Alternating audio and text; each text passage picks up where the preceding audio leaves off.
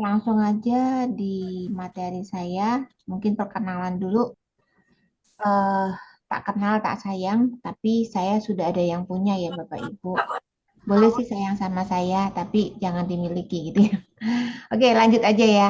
Hari ini saya berada di seminar ini karena memang kerinduan saya untuk memberikan edukasi ke banyak orang. Wah, Dengan latar belakang saya sebenarnya IT ya. Saya lulusan BINUS tahun 92. lulusan BINUS tahun Iya, Pak, 92. lulusan Ini BINUS, mah Pak. gebetannya Puji kali. Bukan lulusan pajak ya, Pak, saya, Pak. Saya lulusan BINUS. Oke. Nah, kemudian saya certified di perpajakan. Oh, dia ambil certified, Mi. Ya, ya, certified. Saya belajarnya di certified. Nanti anak-anak Bapak Ibu boleh tuh. Karena memang perpajakan itu bisa karena dari sertifikasi dan bahkan dari praktek langsung ya. Saya juga certified di financial planning, di inheritance, dan estate management. Makanya kalau ngomongin soal pajak itu biasanya nyenggol tuh yang masalah pewarisan perpajakannya gimana. Nyenggol yang namanya masalah hibah-hibahan tuh gimana, pisah harta gimana tuh kadang nyenggol gitu ya. Makanya dengan pengalaman saya yang sudah saya belajar dari sertifikasi ini, saya dengan berani, saya dengan pengalaman saya berkiprah di dunia finance dan accounting ini sejak tahun 88. Jadi saya usia 18 tahun sudah jadi seorang manajer, datang ke Jakarta dari Kota Malang aslinya. Ada yang dari Kota Malang di sini? Nah, saya selain itu juga salah satu melakukan servicing di perpajakan ini udah melebihi dari, udah klien saya udah mendekati 500 ya Bapak Ibu. Jadi sekitar dari tahun 2000 saya mulai membangun CV jasa kolaborasi utama. Ini dimulai dengan nama JF Accounting dengan suami, yang mana saya memberikan servis dalam bentuk accounting service maupun dalam bentuk perusahaan yang small, middle, bahkan sampai yang besar. Tapi biasanya kalau udah besar pasti cari yang lebih keren lagi dari saya gitu ya. Kemudian saya juga partnership dari jurnal.id, jadi Bapak Ibu kalau membutuhkan program-program accounting dengan latar belakang saya IT akan membantu Bapak Ibu mengatur yang lebih baik lagi. Saya juga sebagai pembicara di berbagai perusahaan asuransi, juga sebagai financial planner ya, saya juga membantu banyak orang di dalam melakukan persiapan menyiapkan surat. Oke ya, itu latar belakang saya. Saya disclaimer dulu nih, yang Kenapa? mana saya dengan kerinduan saya mengikuti semakin banyak masyarakat yang mana tentunya mengikuti Baru kaidah belajar ya Pak ngomong ya. Hah? dan tentunya eh, bisa berurusan dengan Apa saya? orang pribadi. Wah, udah Saya diangkat. yang fokus saya hanya Kan kita membahas dulu pada baru pajak Dede mau sifat itu ya, itu. sifat Iya. berhubungan Tunggu, dengan tunggu, tunggu, tunggu. Aduh, aduh, aduh. mungkin suaranya Mas Udah ya. itu bisa Udah. oke ya. Nah, terus selain itu kalau namanya urusan dengan pajak itu nggak lepas dari yang namanya administrasi.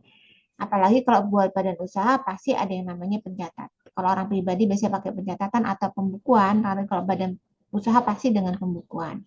Dengan adanya administrasi yang katanya orang bilang ribet, kalau bagi saya nggak ribet karena sudah tahu caranya.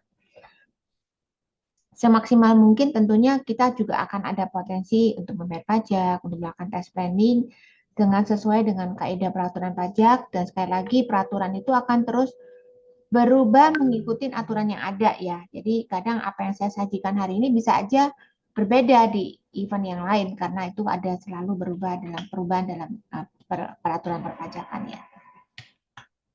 Kemudian hari ini kita akan belajar apa? Pertama kali pasti saya akan membahas tentang dasar banget yaitu subjek objek dan apa yang disebut dengan bukan objek karena potensi yang paling bagus ketika kita memanfaatkan tax planning di bukan objek pajaknya. Bahkan saya akan bahas sedikit tentang korteksnya. Kemudian kita tahu ya UMKM ini lagi rame dibicarakan. Sebentar katanya mau dilanjutkan, sebentar enggak, sebentar dilanjutkan, sebentar enggak. Memang itu membuat orang resah ya. Jadi baik lagi ya nanti saya akan tunjukkan beberapa aturan yang semoga dari DDTC kemarin ya. Tadi pagi juga masih menjelaskan Menteri Keuangan masih ingin melanjutkan insentifnya untuk UMKM. Mudah-mudahan masih bisa berjalan ya. Pencatatan atau pembukuan ataupun juga kita kalau misalnya harus bentuk badan usaha mesti gimana, terus apa itu PKP atau non PKP. Dan sedikit saya akan bahas tax planning. Karena tax planning ini butuh waktu yang panjang. Saya ada seminar lanjutan tax planning itu di hari Jumat pagi. Kalau Bapak Ibu masih ingin berkenan mendaftarkan masih bisa ya. Kemudian ada bonus untuk konsultasi one on one-nya. Oke, langsung aja ya. Klasifikasi pajak itu terdiri dari pajak secara langsung dan tidak langsung. Jadi kalau langsung itu berarti ya langsung ditagihkan. Contohnya PBB langsung ditagihkan, SNK mobil, motor itu termasuk pajak langsung. Kalau tidak langsung itu harus dihitung sendiri terus baru bayar. Sedangkan sifatnya ada subjeknya, yaitu pelakunya siapa yang dikenakan, dan objeknya atas penghasilan yang mana, atas objek apa. Kemudian pemungutnya dibagi menjadi kantor pusat dan kantor daerah. Hari ini kita bicara kepada yang hubungan dengan kantor pusat. Tentunya pemungutan pajaknya kepada pemerintah pusat yang kita selalu membayarkan namanya kas negara. Beda dengan pajak daerah yaitu ke Kasda, kas daerah yaitu ke pemerintah provinsi. Hari ini saya nggak bahas ini ya, karena pemerintah provinsi ini yang berhubungan dengan pajak daerah itu berhubungan dengan perpakiran, dengan hiburan, dengan restoran, dengan perhotelan dan kos-kosan itu biasanya ada di situ. Itu hubungannya dengan Pemda. Jadi saya nggak bahas itu. Kita fokus pada hubungan dengan kantor pusat, gitu ya. Bentar. Saya pin dulu saya sendiri supaya kelihatan wajah saya. Oke. Nah, untuk memahami pajak sebenarnya nggak susah sih. Ada map-nya, yaitu mind map-nya pertama kali bahas dulu subjek objeknya apa. Jadi ada yang kena, ada yang nggak kena pajak. Jadi nggak semua orang tuh kena pajak gitu ya.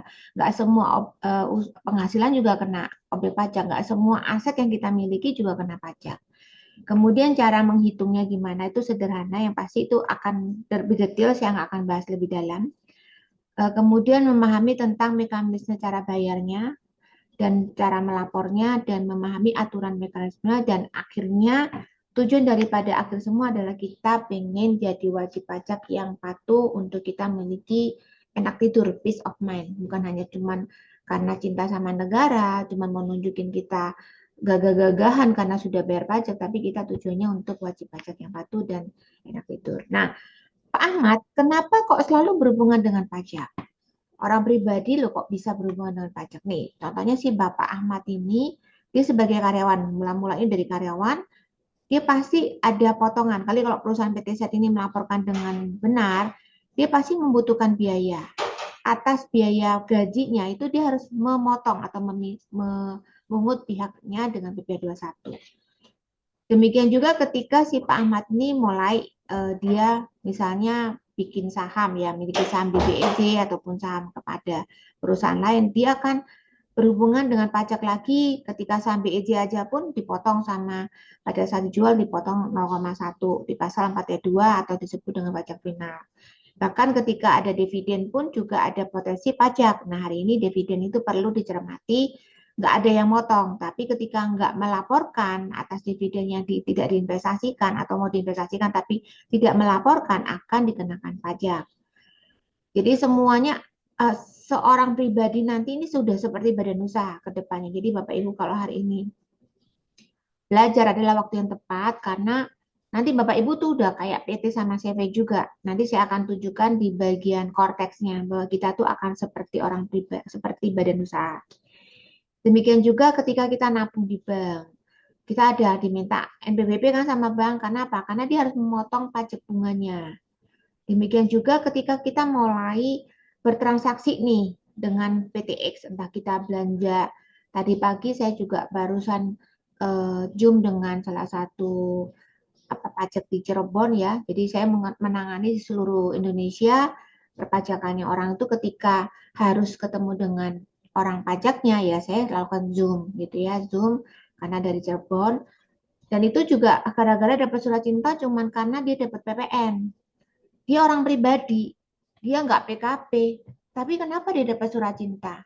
Karena dia itu ada belanja barang. Dan belanjanya itu dikasih faktur pajak nih sama si PTX nih karena belanja barang. Nah, kita harus hati-hati terutama Bapak Ibu kalau memang menjalankan UMKM, pastikan belanjanya itu yang wajar-wajar aja. Jangan sampai belanjanya pakai PPN lebih dari 4,8 M.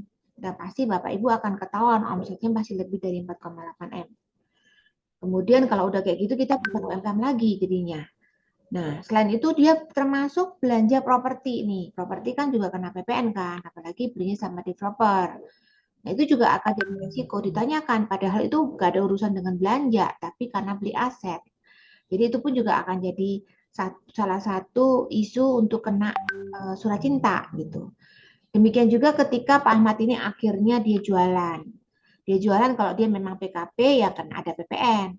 Ketika dia mulai juga ternyata si Bapak ini berusaha dengan PTY karena jasa, dia akan dipotong PP21.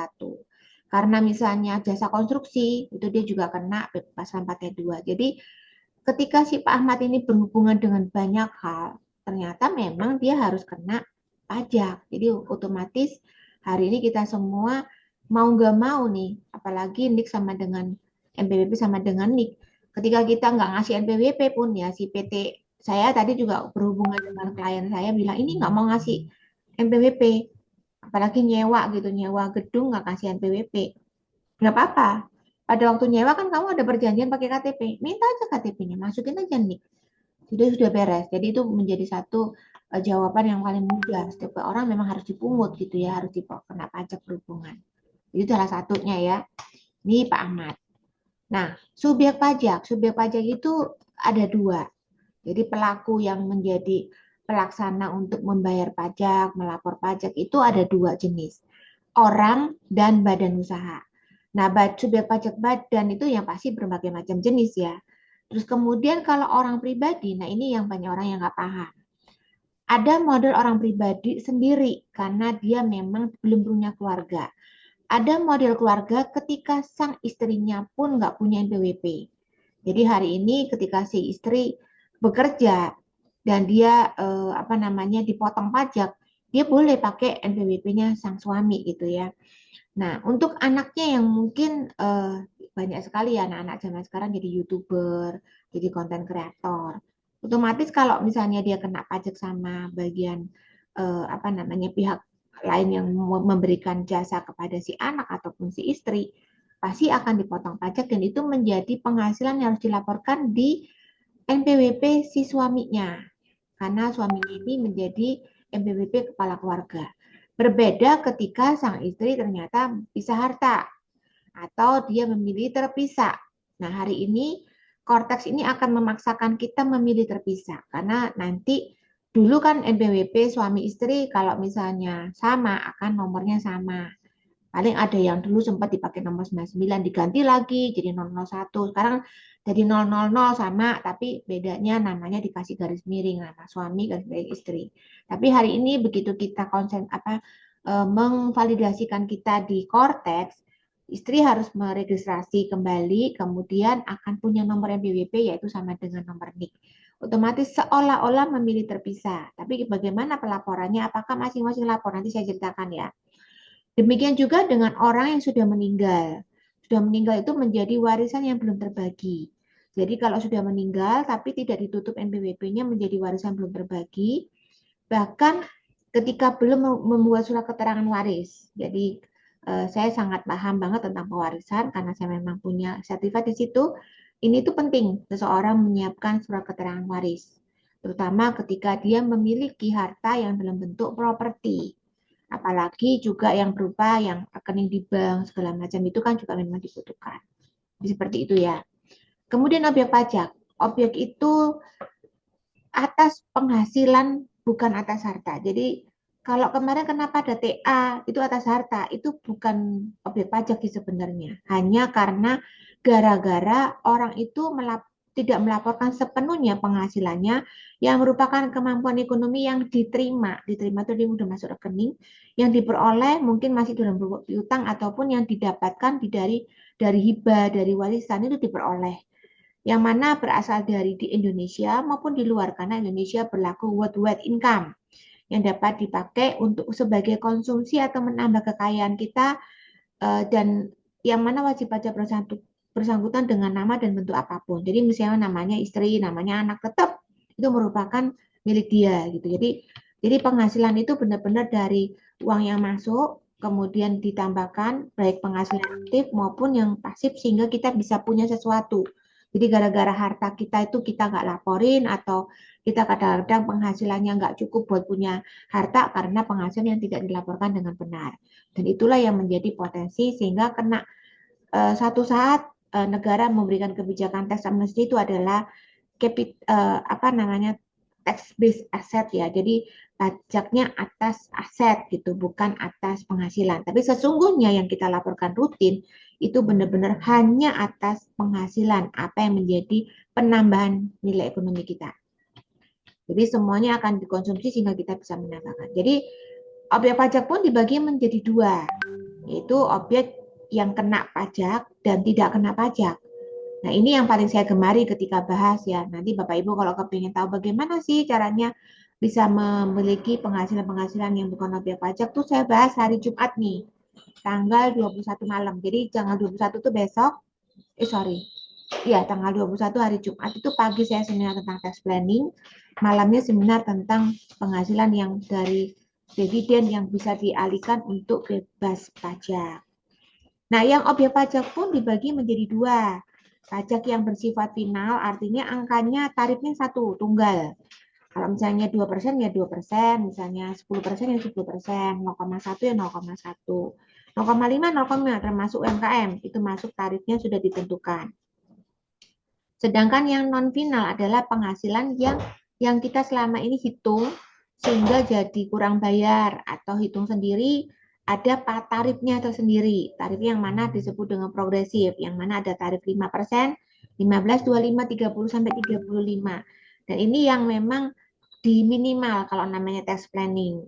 Jadi kita harus bagaimana memiliki penghasilan-penghasilan yang di sini, kecuali dokter ya, dokter posisinya nggak bisa. Nah, kecuali profesional. Nah, itu kemarin juga ada keluhan seorang dokter yang datang ke saya, gimana nih caranya mengecilkan, karena lagi jadi hal yang ramai gara-gara PMK 58 ya, cara penghitungan jadi berbeda. Jadi ini yang cara pajak itu atas tiga hal ini. Jadi gampang ya, ada yang kena pajak, nggak kena pajak. Yang kena pajak pun cuma final dan tidak final. Jadi kewajiban kita juga yang berikutnya selain membayar, menghitung tadi, ini adalah melapor. Melapor udah pasti penting ya, karena kalau nggak dilaporkan ya jadi potensi masalah. Tiba-tiba kita mau jual tanah dan bangunan kita, ya masalah kan, karena kita nggak pernah melaporkan hartanya. Nah, pemungutan pajak di Indonesia tadi saya jelaskan bahwa pemungutan terhadap wet income, yang mana ada 4 jenis. Pertama, subjek pajak SPDN itu subjek pajaknya orangnya, di dalam DN itu dalam negeri, LN itu luar negeri. Kalau orangnya di Indonesia, terus penghasilan di Indonesia, dan ini orangnya di Indonesia atau penghasilan di luar negeri, ini punya potensi untuk harus melaporkan. Yang nggak melapor yang mana sih? Yang ketika orang itu tinggal di luar negeri, dan dia sekarang harus mengajukan subjek pajak luar negeri, harus mengajukan diri, karena kan negara nggak akan tahu orang itu tiba-tiba ternyata di luar negeri yang nggak tahu. Sepanjang dia punya NPWP, tapi dia nggak pernah mengajukan sebagai SPLN, ya jadi masalah nantinya. Syaratnya gampang, cuma lebih dari 183 hari, artinya 6 bulan lebih sedikit aja sudah dianggap subjek pajak luar negeri. Nah, subjek pajak luar negeri ini persyaratannya panjang. Nanti hari Jumat saya bahas kalau memang ada teman-teman atau saudara yang memang subjek pajak luar negeri dan penghasilannya cuma di luar negeri, maka ini tidak perlu mereport di Indonesia. Tapi tinggal di luar, tapi penghasilannya semua bersumber dari Indonesia, itu nggak bisa nggak lapor ya, tetap lapor karena ada berbagai macam potongan terhadap penghasilan kita, otomatis menjadi efektif. Karena pada saat menjadi subjek pajak luar negeri itu NPWP jadi non efektif, jadi itu jadi masalah ya. Nah, di dalam sistem pelaporan pajak di Indonesia itu ada 3 sistem, yaitu self assessment, artinya kita harus menghitung sendiri, membayar sendiri, kemudian melaporkan sendiri, namanya self assessment sendiri. Jadi dipercaya oleh kantor pajak untuk menghitung dengan benar, dan makanya harus belajar gitu, bisa nggak bisa negara bilang pokoknya kudu bisa gitu ya. Kemudian official assessment adalah di mana pemungutannya oleh si yaitu kantor pajak langsung. Contohnya tadi yang saya bilang PBB, terus kemudian STNK mobil itu official assessment. Dan yang berikutnya adalah withholding system. Nah, ini cepat atau lambat. Ini hanya berlaku di badan yang waktu yang lalu.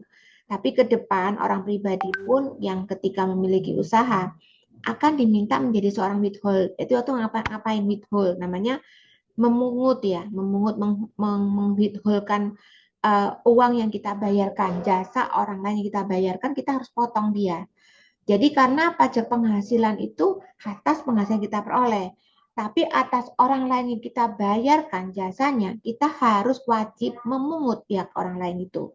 Jadi dikasih kepercayaan oleh negara untuk memungut pajak penghasilan orang lain dan kita laporkan, kita bantu laporkan.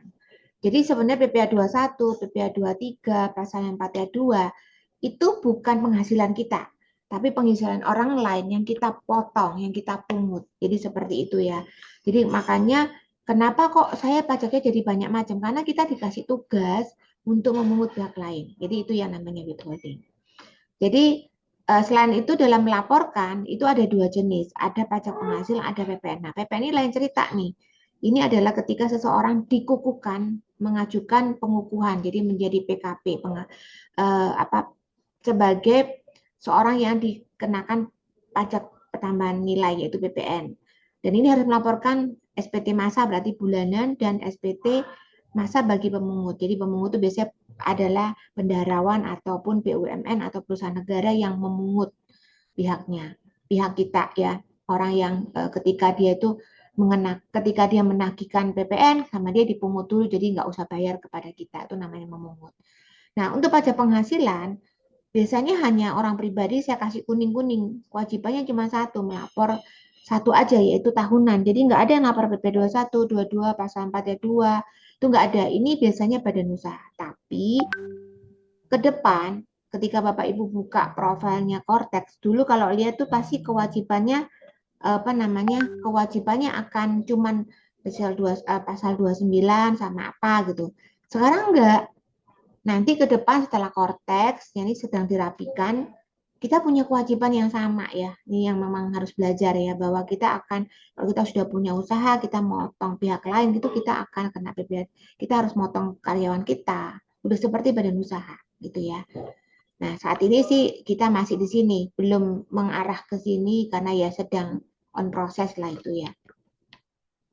Nah, skema perpajakan tentunya ketika kita punya bukan semena-mena karena nik sama dengan KTP, terus artinya kita nggak usah bikin NPWP, nggak juga.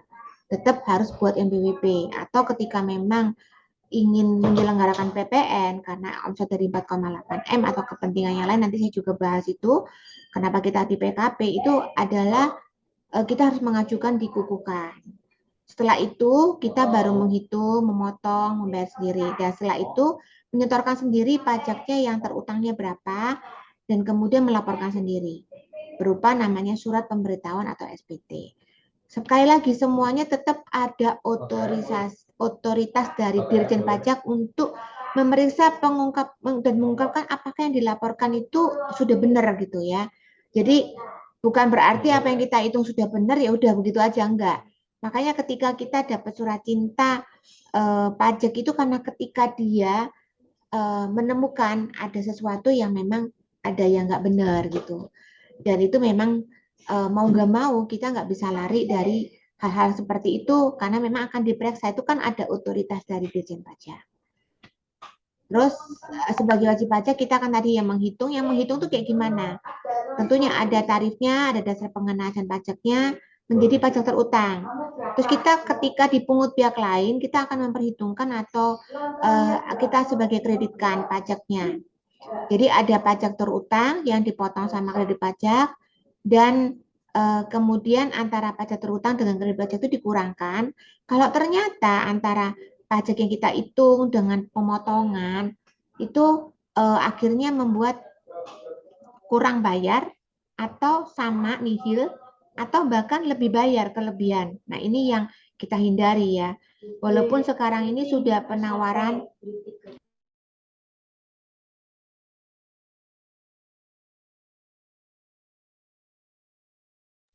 Oke, maaf ya.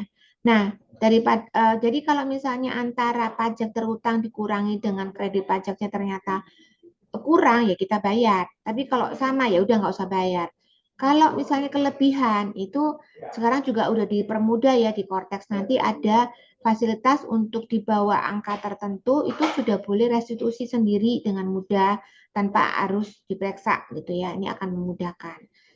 Nah, kemudian kita tadi bayar dan laporkan, dan tentunya kalau di orang pribadi ataupun badan usaha PPh 25 di akhir tahun itu yang dulu namanya PP 29 sekarang namanya PP 25 hanya kodenya 200 itu untuk pajak tahunan. Demikian ya. Kalau misalnya kredit pajak itu dari mana? Ketika kita berurusan dengan perusahaan lain, kita dipungut di P21, kalau kita wajib pajak luar negeri PP 26, kalau misalnya kita jasa 23, kalau kita pengadaan bisa PP 22 atau kita melakukan impor disebut dengan PP 22 gitu ya. Jadi sebenarnya nggak rumit-rumit banget ya kalau harapan saya dengan membahas ini kita tahu ya. Nah, tadi self assessment ya dari menghitung, mendaftar, menghitung, membayar, melaporkan, itu memang dilakukan self assessment. Kita lapor sendiri ya. Nah, kemudian ada pengawasnya yaitu si akun representatif atau dari AR-nya si orang pajak sebagai pengawas melakukan penelitian, mengkonfirmasi, mengklasifikasi, bahkan melakukan konsultasi dan teguran melalui sebuah surat cinta yang disebut dengan SP23. Kalau emang ada denda, dia akan berikan STP. Nah, pemeriksa melakukan pengujian kepatuhan, dia akan melakukan pengujian yang lebih komplit, lebih detail. Nah, itu juga akan dikeluarkan ketika hasilnya diaudit, ada STP dan ada surat keterangan surat keputusan pemeriksaan. Jadi bisa SKP-nya jadi kurang bayar atau lebih bayar gitu ya. Biasanya kalau kita mengajukan lebih bayar juga keluarnya SKP LB gitu ya. Kalau kurang bayar SKP KB. Nah, kemudian kalau misalnya pemeriksaan itu sudah ke tingkat bukber, ini karena sudah masuk ke penyidikan. Itu biasanya jumlah besar ya. Dan ini bisa dilakukan bukan kantor pajak lagi, tapi lebih ke Dirjen Pajak langsung. Demikian juga setelah ini ternyata kita sanggah dan kita bisa maju ke pengadilan, yaitu melakukan keberatan, ke upaya hukum. Nah, kemarin juga saya sampai ada satu kasus yang sampai ke upaya hukum karena ya memang kita sudah benar. Cuman kadang-kadang ketemu fiskus yang nggak menyenangkan, ya bisa jadi kita jadi kayak nggak bener aja gitu ya. Kita ya nggak tahu gitu ya namanya hoki-hokian gitu bahasanya. Nah, kemudian sampai ke tingkat penagihan. Jadi kira-kira itu ya kronologis dari proses bisnisnya pajak. Nah, ini ada yang namanya menutup NPWP. Jadi kalau orang pribadi tadi kan suami istri harus jadi satu. Kalau memang ada satu, nanti saya jelaskan kenapa harus jadi satu. Karena si istri itu penghasilannya cuma sebagai karyawan. Jadi itu salah satu tax planning. Kalau nggak ada penghasilan penggabungan. Jadi untuk menutup NPWP sebagai istri itu boleh cabut NPWP-nya atau memohon minta permohonan efektif. Nah, saya kasih tahu yang tadi Cortex ketika orang istri karena harus diminta oleh perusahaannya untuk punya NPWP sendiri, biasanya mengajukan kepada si suami masuk di Cortexnya si suami, kemudian meregistrasi yang mana adalah bagian dari suami, sehingga dia akan keluar NIK baru. Nah, biasanya otomatis dia akan dibikin NE ya non efektif. Itu boleh. Jadi ya tetap lapor pajaknya jadi satu. Punya NPWP beda tapi jadi satu namanya non efektif. Kemudian atau kita tetap lapor nggak di non efektif, kita lapor nihil-nihil aja itu boleh juga. Jadi kalau cabut ya lebih aman sih sebenarnya. Tapi kalau yang punya NPWP, tapi sekarang lebih mudahnya pakai non efektif sih karena pencabutan NPWP ini sudah hampir ditiadakan kalau suami istri ya. Karena kan kalau saya lihat gelagatnya dari cara si Cortex melakukan pada suami istri pasti dibutuhkannya sama dengan NIK, pasti dia akan punya DWP. Kalau badan usaha ya tentunya harus secara resmi dibubarkan melalui notaris pembubarannya, pasti bikin akte pembubaran. Itu lumayan ya bayar lagi notaris, diumumkan karena selama 6 bulan setelah dapat hasil keputusan dari likuidasinya dari notaris, baru diajukan ke KPP karena NPWP ini tidak semena-mena langsung ditutup tanpa ada permohonan penutupan. Jadi kalau Bapak Ibu punya perusahaan yang memang sudah orang tua yang sudah meninggal ataupun juga suami yang sudah meninggal, silakan segera melakukan penutupan ataupun juga badan yang sudah memang tidak lagi aktif, boleh silakan untuk segera mencabut ya. Tapi memang ada risiko pemeriksaan ya. Kemarin orang pribadi saya juga ada yang meninggal, saya juga akhirnya pasti diperiksa. Tapi kalau nggak ada isu sesuatu, ya dia nggak menemukan apa-apa, ya cuma formalitas dipanggil ketemu, udah langsung keluar surat keputusan penutupan. Itu ya. Saya lanjutkan. Nah, cabut NPWP istri itu karena tidak ada perjanjian pisah harta. Itu salah satu merupakan karena di dalam peraturan pajak bahwa suami istri merupakan atau keluarga merupakan satu kesatuan ekonomi. Jadi cukup satu NPWP sepanjang tidak ada perjanjian pisah harta. Tapi hari ini kalau misalnya udah terlanjur buat, ya silakan di non-efektifkan, tapi ya hartanya jangan lupa dipindahkan ke suami. Nah ini kenapa kok jadi mendingan jadi satu? Kalau suami istri nggak bisa harta, kecuali bisa harta tuh harus masing-masing. Nah ketika si suami ini dan istri ini melaporkan masing-masing, ini kita lihat ya si suami sama-sama gajinya sama gitu ya. PTKP-nya kan jadi berbeda ya. Di sini PTKP-nya kalau K3 72, kalau istri 54. Nah, otomatis pajaknya berbeda. Tapi ketika digabung, karena nanti akan mengisi formulir, jadi isinya formnya bukan KK lagi, isinya PH atau MT. Nah, ketika pisah harta atau memilih terpisah, maka akan diisi formulir yang namanya penggabungan dan dibikinlah perhitungan penggabungan. Maka si suami itu akan punya SPT-nya ada proporsionalnya dari kurang karena ketika digabungkan bracket daripada pemotongan penghasilan kena pajaknya ini jadi meningkat. Kan di sini 60 juta untuk si suami udah di level lebih dari 5%. Demikian juga si istri. Tapi karena 60 jutanya udah diambil suami, maka si istri penghasilannya harus level lebih daripada 5% menjadi 15. Maka jadi potensi kurang bayar. Nah, kurang bayar itu diproporsional. Karena diproporsional, jadi akhirnya si suami kurang bayar, si istri kurang bayar. Nah, itulah yang dihindari kalau bisa jadi satu. Nah, kemudian tadi cara penggabungan. Nah, sekarang objek dan bukan objeknya untuk orang itu seperti apa sih untuk seorang wajib pajak orang pribadi? Contohnya si keluarga ini ya Bapak, si Bapak satu keluarga Bapak Ahmad tadi contohnya ya. Dia ketika memiliki penghasilan yang bukan tidak final itu apa aja? Ketika dia sebagai pegawai, ketika dia sebagai pekerja bebas, dokter, MLM, profesional lainnya, komisi gitu ya. Itu di sini. Kemudian dagang atau industri dia bisa melakukan pembukuan atau melakukan norma perhitungan sehingga semuanya ketika digabungkan menjadi penghasilan yang kena progresif atau pasal 17. Sedangkan ketika dia punya usaha lain yang memang sifatnya final. Jadi Bapak Ibu harus melakukan tes planning. Oh ya, kalau penghasilan saya yang sewa itu kenanya final. Yang UMKM kenanya final. Dan UMKM ini kan bagi yang baru punya NPWP masih bisa berlanjut. Yang NPWP masih baru ya, masih bisa berlanjut di tahun 2000 berapa tahun ke depan, pokoknya 7 tahun dari sejak punya NPWP. Nah, si istri inilah, ini adalah salah satu tax planning ketika istri memang mau jadi satu dilaporkan di final, jadi nggak digabungkan sama penghasilannya ini. Makanya kalau memang istri pekerjaannya cuma satu jadi karyawan ya sudah laporkan di final. Beda dengan istri pekerjaannya lain ya. Apalagi kalau UMKM sudah nggak lagi UMKM pakai norma si istri, nah itu juga akan jadi masalah. Mendingan Dia mau pakai tidur. jadi satu. Demikian juga yang bukan objek pajak ini banyak sekali, ada warisan, ada hibah, ada macam-macam ya yang memang bisa kita ulik, nanti saya akan bahas di akhir sesi. Oke. Nah, kemudian penghasilan orang pribadi. Orang pribadi itu kita ngelaporin tuh bukan satu jenis penghasilan ya. Punya sebagai karyawan, bukti potongnya ada A1, A2, pekerjaan bebas juga ada juga sebagai profesional, sebagai MLM, agen asuransi, agen properti. Ini kan bisa jadi pekerjaan sampingan ya yang bisa juga ditambahkan. Atau dia akan mendapatkan bukti potong 1721 yang rumah winam. Kalau yang karyawan tetap satu. Nah, kalau ASN lapornya di final ini ya. Sorry, yang ini kan saya tidak final. Sebenarnya A2 itu dilapornya di final. Kemudian kegiatan usaha dari UMKM juga lapornya final. Nanti ke depannya nggak final lagi.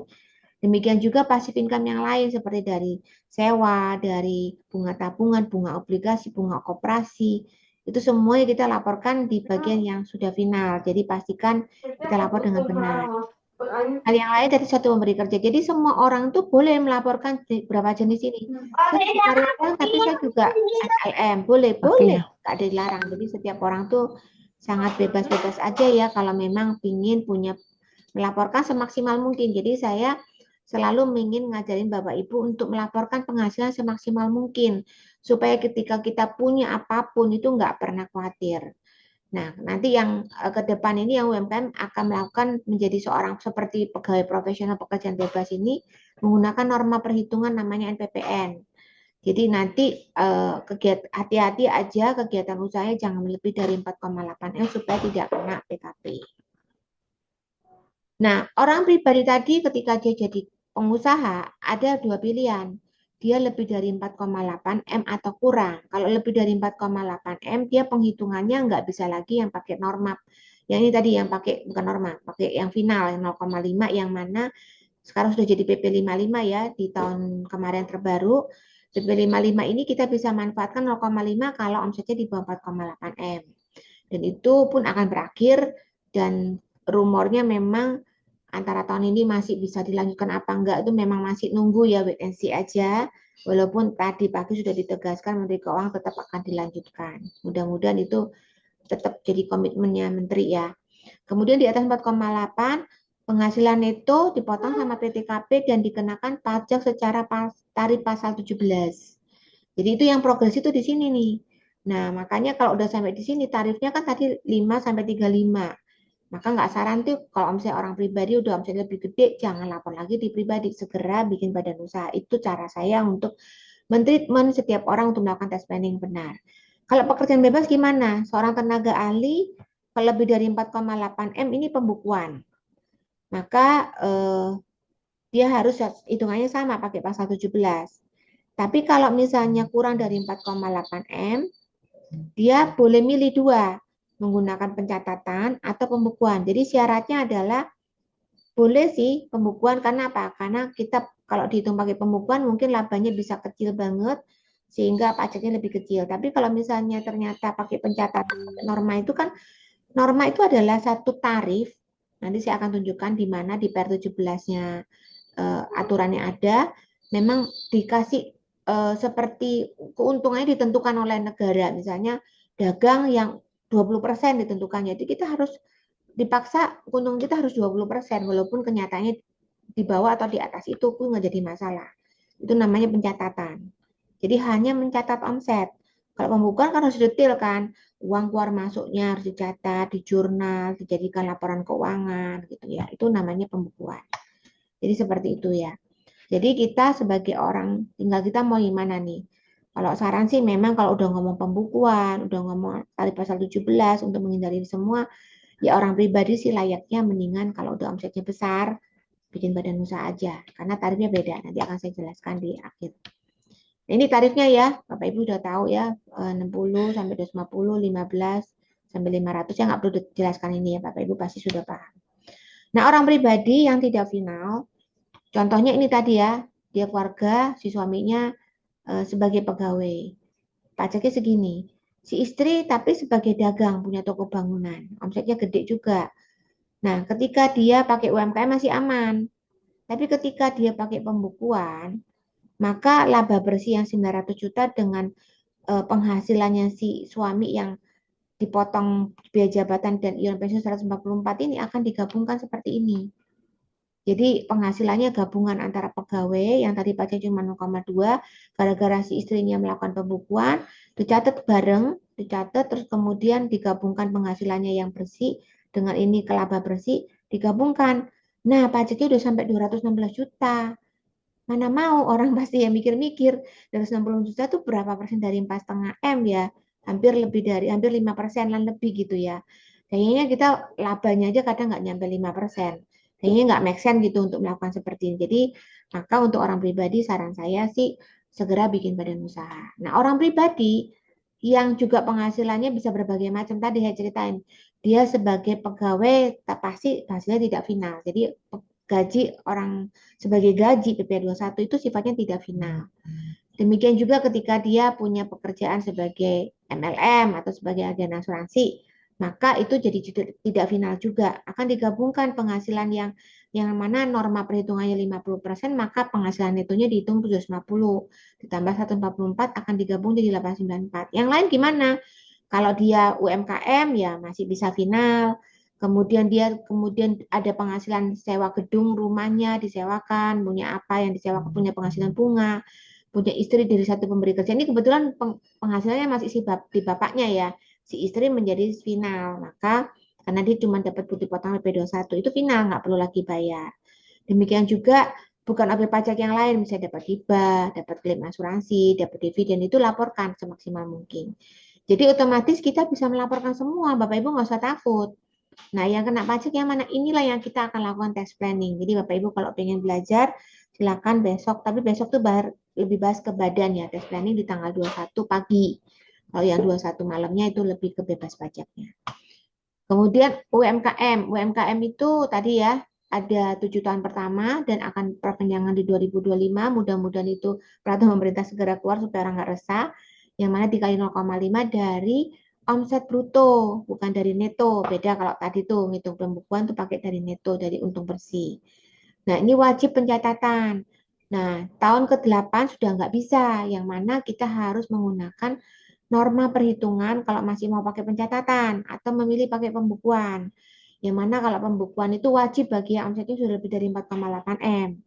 Apalagi omsetnya di atas 50 M sudah pasti tarifnya sangat sangat gede banget. Nah, untuk yang di sini nih saran saya sudah jangan di pribadi gitu ya. Makanya kenapa mau nggak mau orang pada pindah-pindah cepet-cepet bikin CV atau PT. Nah, PPh final tadi kan tarifnya 1 ya 0,5 yang mana merupakan wajib pajak peredaran tertentu namanya.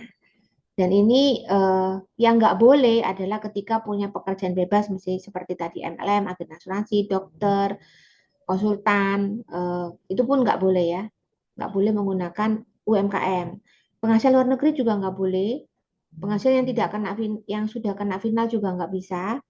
Dan penghasilan yang bukan objek pajak juga nggak bisa dikenakan tarif. Jadi ini hanya untuk orang yang lebih ke dagang boleh, kemudian kos-kosan boleh. Itu kan sebuah usaha namanya ya, kos-kosan itu juga usaha. Yang mana kosnya adalah menerima orang yang nginep di rumahnya dalam waktu bulanan gitu ya. Itu boleh. Itu semua boleh pakai UMKM. Yang nggak bisa sewa gedung, nah itu nggak bisa, beda ya. Jadi gitu. Terus kemudian ada juga yang menyewakan kendaraan pakai UMKM boleh. Tapi sekali lagi UMKM sudah selesai ya, nanti sebentar lagi. Dan orang pribadi 7 tahun, kemudian untuk CV 4 tahun, untuk PT 3 tahun. Ya, jadi cara melaporkannya di bagian Romawi 3. Jadi Bapak Ibu harus mengunduhnya modelnya 1770. Jangan pakai yang S lagi ketika kita punya penghasilan lain dari peredaran tertentu. Jadi ketika kita masih dilapor ke final di sini ya, yaitu penghasilan final di nomor 16. Nah, ini banyak orang yang melaporkan punya 3 toko, jadiin satu. Nah, hati-hati. Karena lebih dari 4,8, maka akan di PKP secara jabatan, dipaksa untuk melakukan PPN. Jadi kalau Bapak Ibu hitung-hitung memang pakai PPN itu rugi, ya sebaiknya dipecah omsetnya. Dipecah kemana? Ya sebagian bikin badan usaha. Sebagian di orang pribadi boleh gitu ya, karena memang kita punya 3 toko, yang toko yang ini dipisah boleh gitu ya. Dan tadi sudah jelas ya orang pribadi untuk PT tadi sudah 3 tahun. Nah ini saya ada coret ya untuk orang pribadi itu ditentukan berdasarkan penggabungan. Nah hari ini nanti saya akan kasih kabar berita yang lain ya. Yang mana di BMK 164 istri itu kalau memiliki pisah harta atau memilih terpisah itu bisa memiliki fasilitas 500 juta pertamanya masing-masing. Jadi si istri punya, suami punya, jadi otomatis juga masing-masing boleh punya omset 4,8 M. Jadi kalau punya toko nggak digabungkan jadi satu karena dengan PMK ini terbaru ya 2023. Kalau yang sebelumnya memang nggak bisa. Nah ini contohnya ya, ini contoh yang ada di dalam peraturan PMK 164. Ini contohnya misalnya si Tuan O sama Nyonya L. Nah itu, ya ini kebetulan omsetnya di bawah 4,8 M, tapi masing-masing punya fasilitas yang sama. Nah kalau misalnya Bapak Ibu punya pekerjaannya selain, ini contohnya dia punya 2 usaha ya, usaha yang satu di luar negeri, yang satu di dalam negeri. Nah ini terpisah. Jadi kalau terpisah ya masih nggak melebihi dari 4, nggak harus takut ini. Yang masing-masing nggak lebih dari 4,8 M itu nggak akan di PKP. Jadi kurang lebih begitu ya. Nah ini yang saya jelaskan kemarin di keterangan penjelasan bahwa ada ralat ya, kemudian di 21 Desember di bagian nomor 13 ada stimulus usaha mikro yaitu untuk menengah yang mana itu memang sudah dikabarkan di DTC pagi ini yang 0,5% 7 tahun akan berakhir diperpanjang sampai 2025. Jadi ya masih saya mengacu dengan ini sih, walaupun keterangan penjelasan ini bisa saja bisa dibatalkan karena bukan peraturan pemerintah. Tapi kita tahu ya kalau Bapak Ibu baca keterangan tertulis ini tuh ya kita note dari humasnya si Dirjen dari Dirjen Pajak ya. Saya rasa ya nggak main-main ya kalau dia sampai buka buat surat ini ya. Kemudian yang pasti omset di bawah 500 juga masih bisa dibebaskan dan sepenuhnya dari pajak. Kemudian di sini kalau misalnya ada yang rumor bilang, oh PKP apa namanya UMKM itu akan turun nggak sampai 4,8 jadi 3,6 itu tidak ada ya. Di sini dijelaskan keterangan penjelasan tidak ada penurunan dari UMKM tetap maksimum 4,8 M. Jadi nggak usah resah. Nah, ini adalah contoh yang melaporkan penghasilan secara final. Jadi Bapak Ibu buka di bagian rumah 3, di situ nggak usah dihafalin apa aja, tinggal Bapak Ibu harus hitung yang ini nih tarifnya nih. Tarifnya tunggal. Kalau bunga deposito dan tabungan 20%, obligasi 10%. Kalau dari menjual saham 0,1, membeli nggak perlu dihitung ya, menjual aja. Demikian juga menjual kripto. Nah, kripto itu waktu beli pakai PPN, waktu jual kena PPh final 0,1 sama dengan saham. Bisa digabungkan di sini. Kemudian kalau ada ada pengalian hak atau jual tanah dan bangunannya, menyewakan, bahkan juga bunga simpanan dari koperasi. Nah, ini penghasilan dari istri satu pemberi kerja juga lapor di sini. Kemudian UMKM lapor di sini. Jadi ini penting maksimalkan untuk dilaporkan. Kalau saya sih paling senang di sini sebanyak-banyak mungkin. Jadi saya selalu tanya kalau ada klien saya punya deposito, punya obligasi, saya minta nih tax report dari banknya sehingga dia ada rangkuman berapa sih yang dikenakan pajak dalam setahun. Bahkan ada bank yang rajin banget bikinin bukti potong pajaknya setiap bulan gitu ya. Ada yang seperti itu. Dan satu lagi yang bisa dimanfaatkan satu-satunya pekerjaan yaitu kalau Bapak Ibu di sini ada yang jasa konstruksi? Ada? Kalau ada jasa konstruksi itu macam-macam ya. Perencanaan itu dari orang yang gambar, jasa arsitek. Dari jasa membangunnya, developernya. Dari kemudian pemeliharaannya. Silakan bisa menggunakan jasa konstruksi ini forever ya. Sampai kapanpun boleh memanfaatkan yang dilaporkan di nomor, oh ini kelinggaran, ada di nomor 10 harusnya ya. Oke, jasa konstruksi ini macam-macam ya seperti ini. Jadi Bapak Ibu boleh memanfaatkan karena ini selamanya Ibu pakai dan tarifnya ini. Kalau sebagai punya izin usaha besar 1,75. Tapi kalau kecil, menengah dan besar 2,6. Maaf, yang nanti kecil 1,75, yang besar 2,65. Kalau arsitek pakai 3,5. Kalau jasa konstruksi yang tidak kualifikasi, nggak punya izin apa-apa, ada tadi saya ada yang klien yang konsul sama saya, dia suka kerjasama sama temennya beli tanah, kemudian dibangun rame-rame, terus nanti kalau dijual laku. Nah, pada waktu itu dia pengen ambil yang jasa konstruksinya. Nah, silakan karena dia bukan insinyur, bayarnya 4%. Tapi final, enak tidur sampai kapanpun nggak usah beralih jenis. Yang penting nggak lebih dari 4,8 M dalam setahun. Ya. Nah, sekarang kita lari ke korteks. Saya teruskan sampai korteks dulu ya, baru yang lanjutnya ya. Korteks ini ya kan berdasarkan dari fungsi utamanya adalah mengintegrasikan seluruh proses bisnis daripada intip administrasi perpajakan. Memang ini sudah disiapkan lama, bahkan dalam Undang-Undang Cipta Kerja pun sudah ada sebenarnya yang namanya BSIAP, merupakan reformasi perpajakan, yang mana ini mengefisienkan dan mengefektifkan, walaupun namanya juga baru hijrah ya, pasti masih dalam kondisi lambat, kemudian masih agak error-error, ya wajar lah itu trial and error ya. Karena hijrah ya, database-nya kan lagi dihijrahkan juga ya. Nah ini aturannya saya nggak jelaskan. Nah pasti di situ akan ada berbagai macam fasilitas, prosesnya yang akan dirubah. Dari pelaporan SPT-nya udah cuma satu jenis, ada taxpayer account, ada tax account manajernya, ada pengaturannya siapa yang bisa masuk gitu ya. Ada bisnis intelligence-nya yang mana data itu akan otomatis keisi, makanya nggak heran nanti akan ketahuan tuh rekening bank kita di situ. Karena itu memang AI yang jalan ya, bisnis intelligence-nya ya. Kemudian juga penagihan otomatis di situ. Surat cinta udah nggak, silakan diabaikan kalau misalnya ada orang yang memberikan memberikan surat gitu. Hati-hati kan ada, kemarin kan takutnya ada APK, ternyata hacker gitu ya. Ini hari ini nggak akan ada harusnya. Cuman kalau misalnya ada surat cinta, biasanya dia akan berupa pos dan sudah jarang dia memberikan PDF. Kita yang harus rajin-rajin membongkar sendiri karena akan ada surat tagihan atau surat teguran, itu semua kita harus rajin buka kortek kita sendiri. Ya kalau nggak tahu ya, nggak ngerti juga ya. Mudah-mudahan itu akan kita lebih awas ya. Yang pasti Bapak Ibu untuk implementasi konteks ini memang di 2025 sejak Januari. Jadi Bapak Ibu kalau melakukan UMKM bikinnya sudah di Cortex ya, bikin untuk e-billingnya. Tapi lapor untuk SPT 2024 semua di DCP. Demikian juga kalau ada yang data yang harus di pembetulan sebelum 2024 semua di DCP ya. Jadi kita punya dua sistem sekarang, DCP dan Cortex. Jadi yang hijrah tadi gara-gara kan masing-masing ya. Kalau Bapak Ibu pernah punya badan usaha yang ada e-filing sendiri, ada e-bupot sendiri, ada e-faktur sendiri. Nah, sekarang akan menjadi satu di Cortex. Yang mana akan banyak fasilitas dan yang pasti saya nggak akan detail sini ya. Banyak sekali fasilitas yang link sama dengan NPWP. Proses registrasinya akan lebih gampang.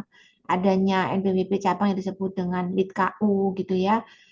Kemudian ada akses layanan yang berupa gimana orang bikin NPWP sekarang udah pakai foto dulu gitu ya, foto selfie-nya.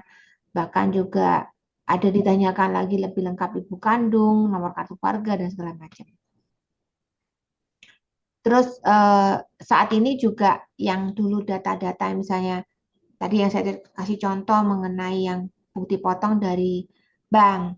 Dulu kita ngitung sendiri, kita tanya sama bank. Nanti ke depan akan prepulated. Demikian juga bukti potong dari pihak lain. Hari ini sudah sebagian jalan prepulated. Apa sih prepulated itu? Otomatis begitu kita download e-form kita, itu datanya akan udah ada sendiri dengan sendirinya. Itu namanya prepulated. Demikian juga berbagai macam apa ya? Otomatisasi penghitungan PP21-nya juga ada. Memberikan nomor bukti potong juga otomatis. Jadi bagi yang mereka tadinya kalau lapor faktur pajak dulu mesti minta nomor faktur, sekarang udah otomatis semua. Terus kemudian juga real time, mendekati real time ya karena masih on proses.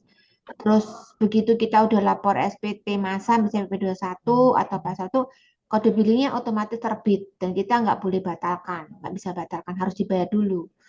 Jadi caranya kita biasanya diminta untuk punya deposit ya, sehingga nanti otomatis akan mengurangi e-billingnya. Tapi bikin sendiri juga boleh, tapi yang pasti kalau udah lapor SPT masa akan otomatis. Nanti ke depan tuh akan jadi lebih nggak perlu bikin e-billing dan segala macam. Nah, ini sistem trackingnya juga akan kelihatan dokumen apa aja yang sedang kita tunggu, terus kemudian apakah kita sudah report dan segala macam itu ketahuan semua. Di situ dokumentasinya jelas ya, ada trackingnya. Yang mana juga akan lebih updated ya. Terus ada aplikasi akuntansinya. Jadi Bapak Ibu yang UMKM bisa bikin akun sendiri di situ, melaporkan melaporkan penghasilannya sendiri, membuat pencatatan seperti kita punya accounting di Cortex gitu. Jadi dia udah sediakan. Nah, kita mulai ke Cortexnya itu, Bapak Ibu udah pernah aktifkan Cortexnya? Ada yang sudah? Gampang ya, pakai caranya pokoknya masuk dulu nomor NIK. Yang pasti NIK-nya harus sudah divalidasi ya di DJP sudah nomornya sudah sama dengan nomor NIK-nya sudah divalidasi. Maka di sini nomor NIK, kemudian lupa kata sandi, isi captcha-nya, kemudian lupa kata sandi. Kalau misalnya pengguna baru tinggal bikin daftar di sini. Kalau misalnya istrinya memang punya NPWP, pengen digandengkan dengan suami, tinggal aktifasi akun pajaknya. Jadi di situ ya prosesnya. Nah, di sini yang paling luar biasanya ini disebut dengan profile 360 derajat overview. Artinya apa? Segala sesuatu tuh sudah dicatat jelas di sini ya. Dari status saldo, status kode billing dan segala macam semuanya bisa tergambarkan di dalam sini semua. Dan kalau nanti ada perubahan data di pribadinya, salah email, salah HP, dua-duanya HP dan emailnya nggak bisa dipakai, silakan ke KPP karena udah nggak bisa diotak-atik. Nah, yang dirubah dua-duanya DJP dan Cortex-nya. Jadi kalau nanti akan ada perubahan harus bisa masuk di sini dulu. Setelah bisa masuk ke portal saya, masuk ke informasi saya, silakan diubah. Dan ini memang sepertinya belum bisa semuanya digunakan. Jadi Bapak Ibu yang pengen ubah KLU, pengen ubah apa itu sudah agak masih belum sempurna ya. Tapi kalau merubah nomor handphonenya nggak mau pakai itu lagi, email nggak perlu dipakai lagi ya di bagian informasi ini, informasi umum, terus kemudian klik edit, cari yang bagian untuk kode akses gitu ya, silakan di situ. Nah, untuk PIC juga kalau Bapak Ibu memang karena sekarang ini harus melalui direkturnya masuk di korteksnya PT-nya. Silakan pakai PIC dan bikin pajak terkaitnya dengan siapa sehingga kita bisa nggak orang anak apa namanya anak buah kita pakai nggak pakai bukanya di pribadinya itu. Jadi harus bikin impersonate-nya. Jadi pembaruan profil ini memang suatu luar biasa ya, sehingga sampai detail banknya ini kelihatan semua. Dan kita tahu bahwa fasilitas dari itu tinggal lihat menunya ini ya, banyak sekali. Bahkan Ibu Pot itu kalau kita bikin BPA 21 di sini, bikin SPT itu ini bahasa Inggris sih, nanti ada yang bahasa Indonesia sekarang. Ini yang impersonate-nya saya nggak akan bahas. Nah, yang 360 derajat ini juga bahkan sampai ini ya, kalau kita udah impersonate sudah ketahuan. Nah, ini bank rekeningnya salah satu klien saya kemarin ya. Tahu semua banknya begitu banyak, semuanya kelihatan. Itu dilihat di detail bank. Dan otomatis itu pakai artificial intelligence ya, sehingga bisa gandeng ke kita dengan nomor NIK yang sama. Nah, manajemen dokumen juga kelihatan tuh. Kita sudah pernah lapor atau segala macam juga bisa tahu. Dan yang pasti eh, perlu diterbitkan sertel ya. Kalau Bapak Ibu ingin mengajukan norma NPPN, aktifkan dulu sertelnya. Sertelnya itu ngajuin di bagian layanan ya. Setelah itu, nah ini untuk yang PPA 21 ini akan di-open di orang pribadi. Artinya semua orang pribadi akan punya status yang sama untuk melakukan tadi tuh BPPU, yaitu yang membuat unifikasi memungut pihak lain. Non-resident itu berarti dia pajak luar negeri ya, karena kita potong sama orang warga negara asing atau SPLN gitu ya. Dan melakukan penyetoran sendiri berarti kalau kita misalnya rumah kita disewakan, orang itu nggak mungut kita bayar sendiri tuh bikin di sini. Jadi semuanya udah seperti badan usaha ya, nantinya akan ada pasal segala macam ini bisa melakukan sendiri. Demikian juga ada efektor di sini PPN dan pelaporan SPT di sini. Nah, SPT ini ada nih yang pencatatan nih. Ini SPT tahunan nanti di sini, SPT masa juga di sini. Nah, pencatatan ini adalah nanti untuk Bapak Ibu yang UMKM bisa diklik, bisa dipilih untuk ngisi berapa sih omset per bulannya, bahkan dibuatkan e-billingnya. Tapi ya sekali lagi ini kemudahan, tapi ya juga satu hal yang makin ini ya, makin terbuka seluruhnya. Nah, ini contohnya membuat e-billing sendiri, tinggal bagian pembayaran. Kalau nanti ada salah bisa permindah bukuan. Ini tujuannya buat kita yang sudah deposit, kita pindah bukukan. Kemudian pembuatan kode e-billing mandiri yang Bapak Ibu yang sudah menggunakan UMKM di Januari dan Februari ini sudah bayar, tinggal masuk sendiri, bikin sendiri. Ini ya, ini yang saya kasih contoh yang otomatis banget ketika Bapak Ibu bikin pencatatan, pilih riwayat pembayaran pajak ya, di situ ada bisa dikelihatan, bahkan di sini 500 juta pertama langsung diminus gitu ya kalau orang pribadi. Dan ada buku catatan. Nah, ini saya kemarin juga ada klien yang ketika ada belanja terus diretur. Nah, returnya aja suruh diinput di sini. Belanjanya suruh di sini. Jadi penjualan kita suruh diinput di sini. Gitu. Jadi itu semakin dipakai seperti accountingnya pajak ya. Jadi omset kita jualan kita bisa lapor di sini. Itu ke depan makin lebih terbuka ya. Nah, untuk Bapak Ibu yang sebagai NPPN nantinya jangan lupa bagian layanan administrasi buat permohonan masuk ke bagian AS04 ini melakukan pemilih untuk menggunakan yang ini. Mengunduh menggunakan 0,5 maka pakai yang ini. Kalau memang nanti masih baru pakai UMKM ya PP55-nya di sini yang AS06. Kalau AS04 itu yang melakukan norma atau menggunakan pembukuan. Jadi itu bisa dipilih. Di buku besarnya saya nggak jelaskan banget. Oke. Nah, sampai di sini saya coba tanya jawab. Wah, udah 8:30 ya. Oke, cepet banget. Oke, saya langsung jawab pertanyaan Bapak Ibu ya. Eh, ini dari Pak Andika. Kalau apakah setoran model CV wajib dilaporkan di SPT? Betul, karena akan sesuai dengan neraca dan Bapak Ibu pasti punya OSS ya. Kalau saya pernah bahas itu bahwa kita waktu sinkronisasi ini sama DNPWP itu kan hubungannya dengan ILAB. ILAB itu institusi, lembaga keuangan, asosiasi, perusahaan pemerintah. Itu pasti sudah mereport semua dan akan datanya di open bisa ketahuan. Oh ada setoran modal gitu, ada neraca yang akan ketahuan. Jadi biasanya suka disinkronisasi. Begitu ada setoran modal tapi kita nggak laporin dianggap harta yang tidak terungkap nanti disuruh ikut TA lagi. Gitu ya Pak Andika ya. Kalau aslinya belum lapor, tapi apakah bisa ambil privé? Maksudnya gimana ya Pak Andika? Oh, Pak Andika malah keluar nih, baru masuk. Eh, belum nyetor, tapi mau ambil privé. Ya, waktu pencatatan pembukuannya modelnya Pak Andika ya baru join ya Pak. Yang ditanyakan yang pertama ini adalah, yang kedua tadi, yang pertama saya sudah jawab ya. Kalau aslinya belum ada penyetoran, tapi apakah bisa ambil privé? Privé bisa aja, karena itu sebenarnya kayak SCB itu sebenarnya perusahaan pribadi sih seolah-olah. Kalau berhutang kepada perseronya, kena bunga nggak? Nah, persyaratan untuk dibebaskan dari bunga perusahaan ada 4 ya. Yang pertama adalah perusahaan tersebut laba. Yang kedua, pada saat meminjamkan si pemegang saham bukan dari hutang. Yang ketiga dan empat, saya agak lupa. Yang pasti ada syarat-syarat itu, pastikan itu memenuhi, baru nggak dikenakan bunga. Kalau hutang pemegang saham ya, atau hutang kepada pemilik. Apakah harus dilaporkan sebagai piutang dalam daftar aset di SPT? Betul, kalau kita memberikan pinjaman kepada perusahaan, kita harus sinkron. Jadi di pribadi harus mengakui piutang si perusahaan tersebut. Terus ada tanah warisan di balik nama ke saya. Bagaimana lapornya? Apakah input perolehannya? Betul ini. Kan tadi ada kolom hibah yang bukan objek pajak itu ya, nanti saya tunjukin juga. Nah, itu harus dilaporkan tuh hibahnya berapa, nilai rumahnya itu akui sebagai penghasilan yang bukan objek pajak yaitu dari hibah, kemudian laporkan hartanya.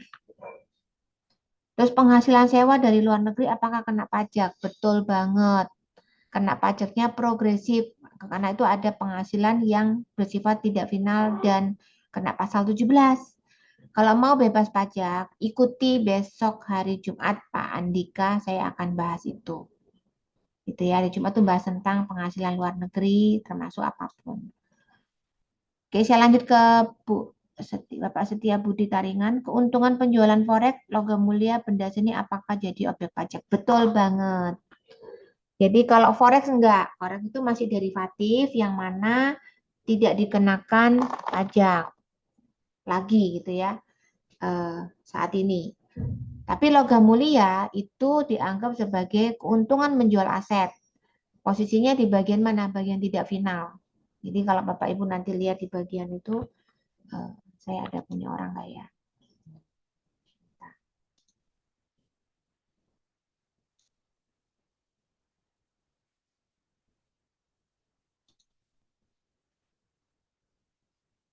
Hmm.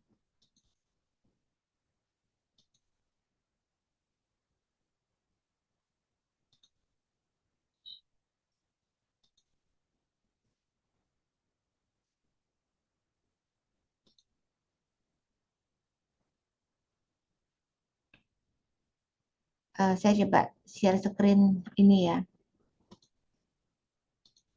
Jadi yang bukan pajak ini kan merupakan penghasilan yang sifatnya tidak final ya di Rumawi 2. Di Rumawi 1 maksudnya. Rumawi 1 itu ada penghasilan dalam negeri lainnya. Di sini ada keuntungan dari menjual harta. Ini tuh kena progresif, termasuk sewanya dari luar negeri itu ada formulir untuk pengakuan penghasilan luar negeri. Itu akan menjadi penghasilan yang tidak final, sehingga pasti kena pasal 17. Oh, tadi juga ada yang mau nanyakan soal finalnya ya, sebentar ya. Yang penghasilan yang satu lagi yang eh, yang dimana ngisi hibahnya tadi ya, sekalian saya tunjukin, mumpung kebetulan lagi saya buka formnya orang. Nah, itu di bagian ini. Kalau kita lihat di formulir 1770 ataupun Romawi 1770S, pasti ada bagian B, penghasilan tidak termasuk objek pajak. Nah, ini bisa melaporkan hibahnya di sini nih. Baru laporkan asetnya berapa. Kira-kira itu ya, semoga sudah menjawab. Jadi kalau yang benda seni ataupun logam mulia bukan hanya benda seni ya, kita punya arloji. Logam mulia ini menjadi isu penting ya Bapak Ibu kalau melaporkan jelas-jelas belinya tahun 2002, harganya misalnya kita tulis 3M gitu ya. Karena ini beneran ada klien saya sih. 2002 3M gitu lapornya. 2002 itu kan harga emas masih 80.000 something gitu kalau nggak salah. Nah, kalau dibagi 3M kan berarti berapa puluh gram? 50.000 gram gitu. Nah, ketika kita baru 2023, 2024 butuh uang nih. Buat beli rumah nggak cukup, ya udah logam mulia dijual. Hati-hati nih, begitu hilang di harta ibu, bapak ibu pasti ketahuan. Oh, 2023 harga emas bukan lagi 80.000, udah jadi 1,5 juta misalnya. 1,5 juta dibagi 80.000 aja untungnya udah 1 juta something, 1,4 juta sekian. Dikali 50.000 gram, itu udah 53 miliar lebih tuh. Otomatis kena pajaknya 35% tuh. Jadi hati-hati ya untuk logam mulia, mata uang asing, sama situ semua yang akan ada potensi pajak. Jadi itu harus hati-hati. Ibu Santi, jika istri memiliki NPWP terpisah, apakah masih berlaku di Kortek atau sudah otomatis karena satu kakak? Otomatis, Bu. Otomatis. Jadi tapi harus diaktifkan, sama-sama harus diaktifkan Korteksnya. Dari Pak Iqbal, Bu izin bertanya, apakah ada usaha sewa villa yang sudah terkena pajak daerah 10%, apakah bisa dimasukkan kategori UMKM? Tetap. Jadi pajak daerah itu kantongnya beda ya Pak Iqbal. Jadi kalau misalnya tadi itu sudah bayar pajak daerah, villa, kos-kosan, ada ya yang kena pajak itu. Itu tuh pajak daerah. Sama dengan kayak mirip PPN penambahan nilai gitu ya. Tapi kan kalau penambahan nilai kan buat retail, buat dagang jasa yang kena pajak dan barang kena pajak. Tapi untuk villa kenanya PP1. Nah, itu penambahan itu bukan penghasilan, bukan pajak atas penghasilan. Jadi ya harus dilaporkan di UMKM, bayar lagi 0,5 karena beda kantong, Pak, dan beda beda perpajakannya. Gitu ya, Pak Iqbal. Untuk Bu Ellen, bagaimana perhitungan pajak bagi istri memiliki salam atau saham di perusahaan lain tapi tidak ada penerimaan gaji? Oh, nggak ada perhitungan pajaknya, Bu, kalau emang nggak dapat gaji. Sepanjang dapat penghasilan baru ada, cuman mengakui hartanya atas sahamnya, gitu ya Bu Ellen. Terus Bu Feni, saya mohon tanya, bunga bank dari rekening bank luar negeri dilaporkan di 70 di bagian sebelah mana? Di penghasilan luar negeri. Sebentar, aku buka lagi ya. Pindahin dulu.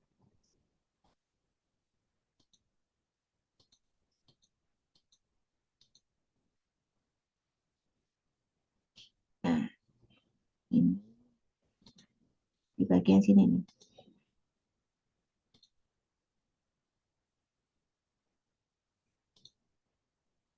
Ini di nomor penghasilan luar negeri itu di nomor ini. Di nomor yang 4. Penghasilan luar negeri harus ada formulir khusus. Sebagai attachment-nya dihitung berapa jumlahnya dilaporkan di sini. Jadi misalnya tadi penghasilannya dari sewa, penghasilan dari bunga tabungan, keuntungan reksadana, itu apapun dari luar negeri kena pajak semuanya larinya di depan ini sehingga ketika kita punya gaji yang udah di sini kan kena pajaknya udah di 5% menuju 15. Apapun yang didapat dari luar negeri ketika memang ada potongan pajak, nanti potongan pajaknya mana dulu. Ada yang ketika kita perjanjian P3B, nah itu ada yang dihitungkan pasal 24-nya berapa. Nah, pasal 24 ya sebagai pemotong kredit itu di sini. Jadi untuk urusan penghasilan luar negeri, Ibu bisa ikut saya di tanggal 21 besok ya, hari malam ya. Silakan daftar di www.venussuccesschannel.com. Oh ya, yang Pak Andika tadi ke disconnect ya. Saya ulang dikit ya. Jadi kemarin tadi tanyanya setoran model CV wajib dilaporkan di SPT. Betul. Karena ada seperti institusi, lembaga keuangan, perusahaan pemerintah itu sudah connect dengan pajak. Ini sama dengan NPWP. Apalagi kalau misalnya Bapak punya CV, itu akan suka dicek. Oh, orang ini berapa sih saham desetornya sama nggak? Bukan saham modal desetornya sudah lapor nggak? Kalau nggak dilapor, dianggap harta yang tidak terungkap. Gitu ya Pak Andika. Semoga sudah bisa menjelaskan. Bu Santi, jika istri NPWP terpisah dari kantor sementara suami tidak ada pendapatan, apakah NPWP suami harus dinonaktifkan? Ya, nggak bisa. Kepala keluarga itu nggak bisa dinonaktifkan kecuali memang suami istri nggak bekerja. Kalau ibu yang bekerja ya tetap dilaporkan di suami gitu. Itu ya Bu ya. Dan itu kalau emang sebagai karyawan ya satu pemberi kerja dilaporkan di final, nggak ada potensi kena kurang bayar. Tapi harus lapor karena ada pertumbuhan hartanya dan segala macam. Bu Mina, apakah PT tidak pernah ada operasional sama sekali awal buka sampai sekarang butuh dilaporkan pajak? Betul, melaporkan SPT nihil namanya. Harus lapor, nggak lapor denda 1 juta untuk badan usaha. Anak yang berusia 21 tapi belum berpenghasilan mandiri, memiliki NPWP, apakah butuh dilaporkan pajaknya? Ya iya, sepanjang bikin NPWP ya lapor. Jadi kalau belum punya penghasilan ya nggak usah bikin NPWP makanya. Itu. Maaf Bu, boleh Dasari bingung di mana, Bu? maaf Bu, boleh apa namanya ngekat sebentar untuk sing anak berusia 21 tahun. Yang Bu Lisa, ya silakan Bu Lisa. Ah, kan memang sebenarnya memang kayak saya kan memang saya harus membuatkan NPWP ke anak saya yang masih umur 22 karena memang belum berpenghasilan. Tujuannya karena sekarang itu untuk buka CV itu harus 3 orang kan. Saya suami sama anak. Kalau karena itu kan terpaksa memang anak saya masih kuliah harus saya buatkan NPWP walaupun tidak punya penghasilan gitu. Tapi kan lapor SPT-nya berarti 1770S itu ya. 1770 S. Iya, Ya tapi boleh. berarti SS, tuh, nggak bisa S, Bu. Kalau S tuh harus punya putih potong gaji. SS. oh Tapi lah, saran saya ini ya, sih, Bu. Kalau saya ya, Ibu kalau memang mau diaturin tax planningnya, sekalian aja. Kan anak pertama, anak belum punya itu jangan lapor nihil. Siapkan hartanya gitu. Lebih baik jadi ya. Nanti jangan boleh S ya. Ibu Lisa japri aja. Oke oke. Kalau enggak bisa ya Bu ya kan saya kan daftar apa namanya tanya itu apa konsultasi pribadi besok. Ya boleh, Bu. Mm-mm. Eh, Pak Andika nanya lagi, kalau reksadana Indon, reksadana luar negeri, apakah objek pajak seperti kupon aja? Indon itu, Indonnya Indon Indonesia. Indon setahu saya Indonesia punya. Indon itu bukan Indon luar. Kalau kecuali beli obligasi di luar ya. Bonds luar tuh. Kalau di luar namanya bonds. Nah kalau memang benar-benar di luar itu memang ada potensi pajak. Itu kuponnya kena pajak. Eh, Makanya caranya supaya nggak kena pajak, ikuti seminar saya tanggal 21. Saya supaya nggak melebar ya hari ini bicaranya ya. Terus kemudian dari Ibu Sujin ini ya. Ibu Sujin ya. Kalau saya dapat warisan rumah orang tua, saya cantumkan nilai apa ya? Karena rumah lama harganya jauh dari sekarang. Warisan itu kan Ibu membuat surat keterangan waris dan kemudian membayar pajak waris. Ikutin pajak warisnya berapa yang dibayar, harga rumahnya. Dan itu akui sebagai penghasilan bukan objek pajak di warisan, terus kemudian masukkan hartanya. Jadi biasanya kan bikin surat keterangan waris, patokannya itu. Tapi kalau memang nggak pernah bikin surat keterangan waris, cuma mau dicantumkan doang ya, tadi masalah di pewarisannya sih. Tapi dari sekarang bisa sih dilaporkan, yaitu menggunakan harga PBB terakhir aja. Eh, Deposito dari FR sudah tidak kena pajak lagi ya. Kalau saham gimana? Sama. Saham, deposito, pajaknya sudah dipotong. Tinggal dilaporkan. Harapannya yang saya bilang regulated itu akan tercantum otomatis di rumah W3, tapi harus dilaporkan karena rugi. Ibu dapat penghasilannya udah dibayarin pajaknya, tapi ibu nggak lapor. Jadi nggak bisa nambah penghasilan, nggak nambah harta. Penghitungannya karena negara kan waktu mau memeriksa si AR itu maksian nggak penghasilan apa harta kita bertambahnya. Cuma dari penghasilan, jangan-jangan ada orang yang hidupnya cuma dari bunga tabungan deposito bisa loh gitu. Attachment khusus untuk yang penghasilan negeri, apakah bisa minta formnya nanti? Bisa, nanti saya akan kirimkan di grup ya. Gimana cara lapor pajak jika logam mulia masuk di SPT 2020 nilai perorangan 15 juta, kemudian mau jual di 2025 kan harganya sudah jauh lebih tinggi karena harga pasar sekarang sudah beda. Betul. Ketika ibu memang melaporkan, ini Samsung saya nggak tahu Bapak atau Ibu ya. Yang pasti ketika harga 15 juta 2020 itu berapa ya? Misalnya taruhlah 1 juta per gramnya. Jadi ibu punya 15 gram. Nah, 2025 harganya misalnya jadi 2 juta lah gampangnya ya. Berarti kan untung 1 juta per gramnya. Berarti 15 kali 1 juta berarti atas keuntungan 15 jutanya itu menjadi penghasilan dari menjual harta di bagian yang tidak final dan digabungkan dengan penghasilan yang tidak final lainnya. Tapi kalau nggak ada penghasilan tidak final lainnya, misalnya UMKM tok gitu, terus kemudian penghasil tidak finalnya nggak ada, cuman itu doang ya bisa aja nggak kena pajak. Jadi tergantung kasusnya. Jadi Bapak Ibu yang pengen ngabisin nih, ini satu resep. Kalau ternyata ngelapor dulu di TA salah, ditambahin ada penghasilan yang dari adanya logam mulia gede-gede gitu. Nah itu pelan-pelan kurangin, hilangin, tapi bayar, laporin sebagai keuntungan.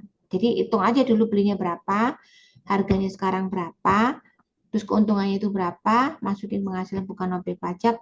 Ya kalau sepanjang di bawah PTKP kan masih nol.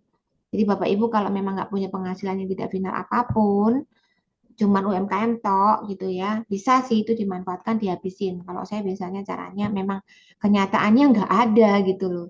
Karena gara-gara TA-TAan itu kan suka salah kaprah tuh. Gitu ya. Dari Pak Maulana Ibrahim, prive dari CV bukan objek pajak sehingga tidak kena pajak. Saya terima prive tersebut namun apakah SPT BPA 21 BPUP kena pajak penghasilan dan harus dilaporkan di SPT pribadi? Betul. Privenya harus dilaporkan di penghasilan bukan objek pajak yang tadi saya tunjukin yang ada hibah, itu ada yang bagian yang bukan objek pajak yaitu yang pendapatan dari bagi hasil ya dianggapnya. Dan PP 21-nya harus dilapor meskipun sudah final tapi harus dilaporkan karena punya penghasilan lain.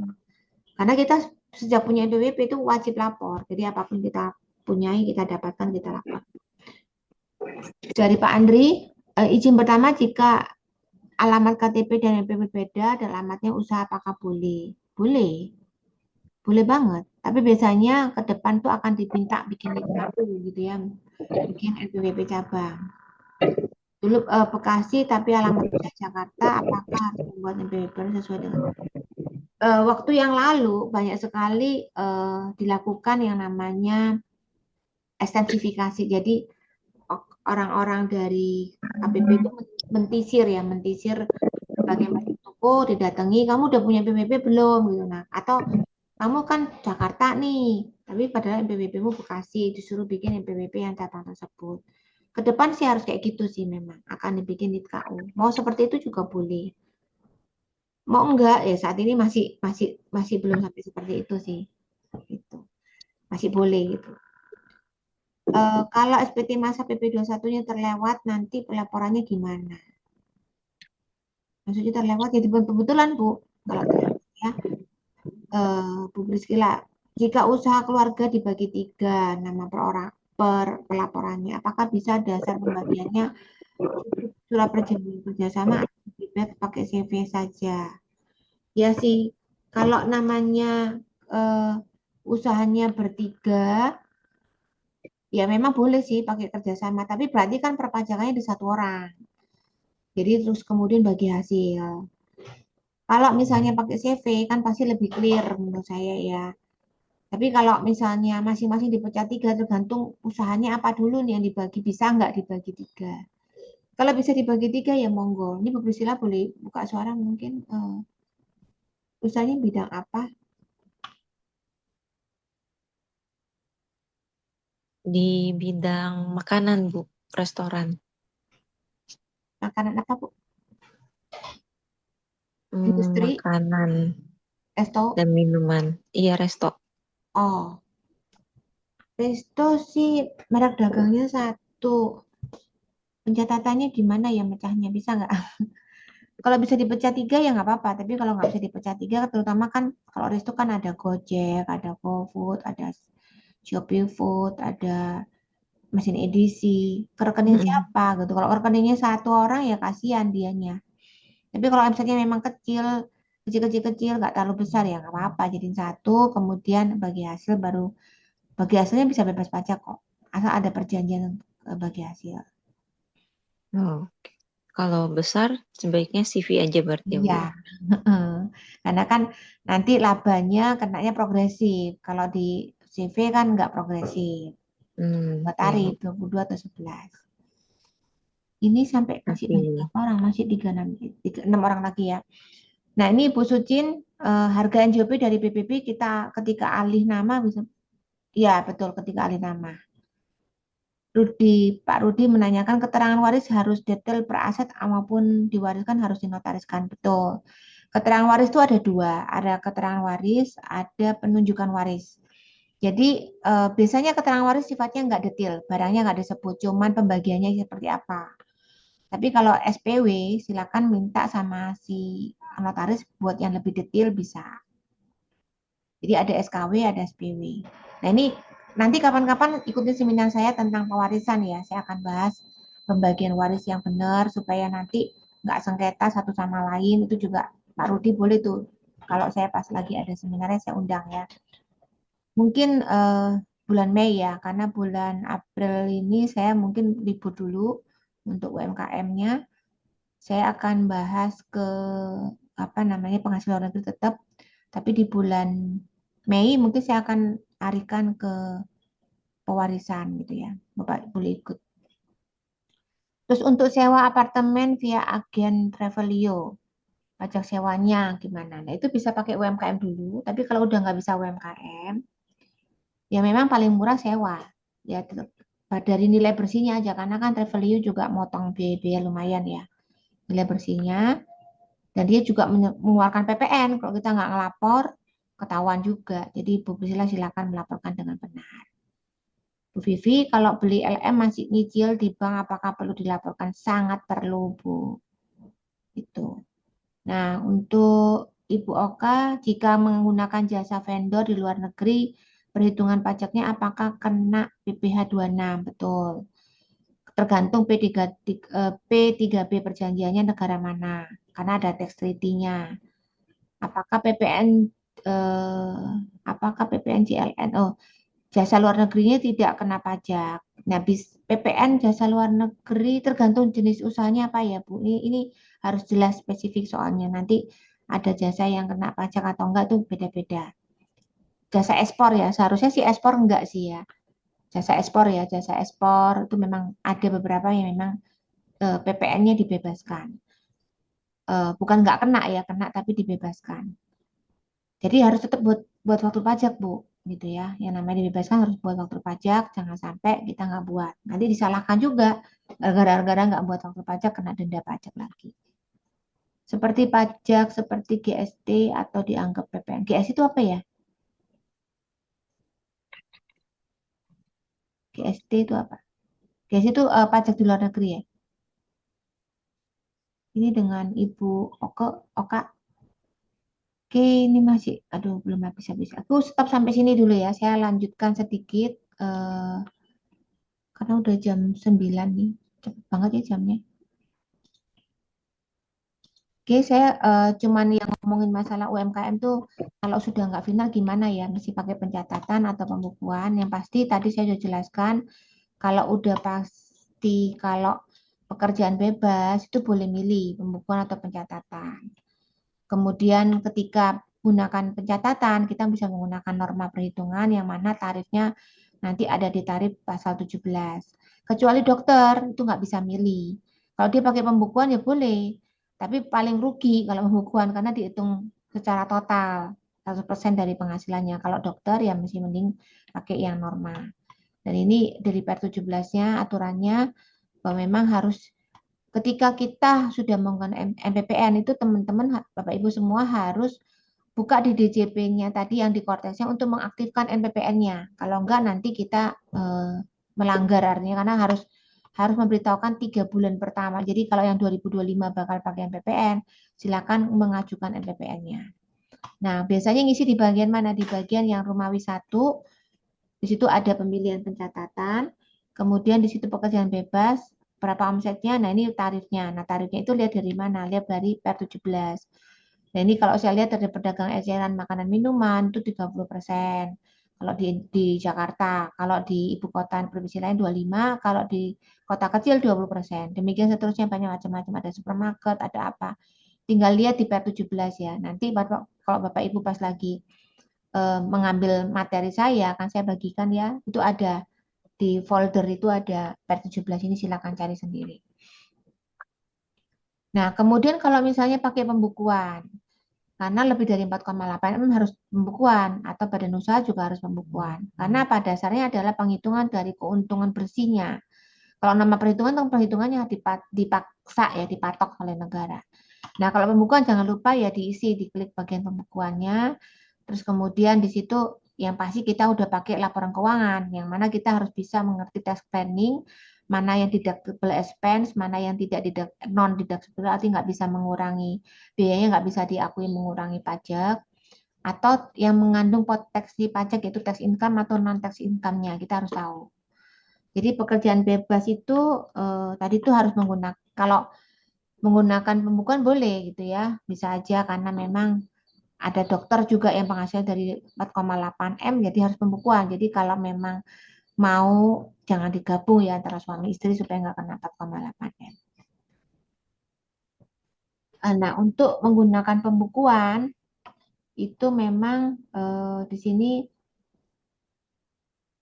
untuk peraturan yang orang pribadi ya tadi saya bilang ya dokter tuh kalau memang penghasilannya udah lebih dari 4,8 mending dipisah supaya nggak disuruh pembukuan. Nah, pembukuan itu ada di Romawi 1. Saat itu kita bisa memilih ada berapa omsetnya gitu ya di sini omsetnya berapa PP-nya, berapa biayanya, berapa keuntungan bersihnya dan kena koreksi positif dan koreksi negatif sehingga itu yang jadi pulang bayar. Nah, kalau badan kan kenapa harus bikin badan? Tadi kan alasannya karena omsetnya udah gede, lebih dari 4,8 M atau omsetnya juga kalau pakai NPPN sudah nggak mungkin karena dipatok harga 30% atau 20% tadi itu nggak mungkin gitu ya. Memang harus segera bikin badan usaha. Jadi laba usaha itu dibandingkan dengan pajak yang harus dibayar kadang kayak usahanya sembako untungnya aja satu dus Indomie cuma 10.000 paling cuma seperberapa 0, berapa suruh bayar 0,5 sebenarnya ya boncos ya pasti rugi maka sebaiknya menggunakan pembukuan dan saya lagi tadi saya sudah dijelaskan dari awal pantau atau pembeliannya jangan sampai pembeliannya itu memang apa ya kena kena ada PPN-nya kayak misalnya kita belanja sama Indomarko banyak banget gitu ya dikasih patok kalau misalnya jual belanja selama 400 juta dikasih hadiah emas akhirnya kita beli sebanyak-banyaknya ternyata kita nggak sampai segitu yang kita laporin atau kita kecilin nah itu sudah merupakan tax evasion ya kita melakukan pelanggaran pajak sehingga kita laporkan lebih kecil nah itu merupakan masalah ya jadi itu perlu diperhatikan pembeliannya kalau memang ada PPN-nya coba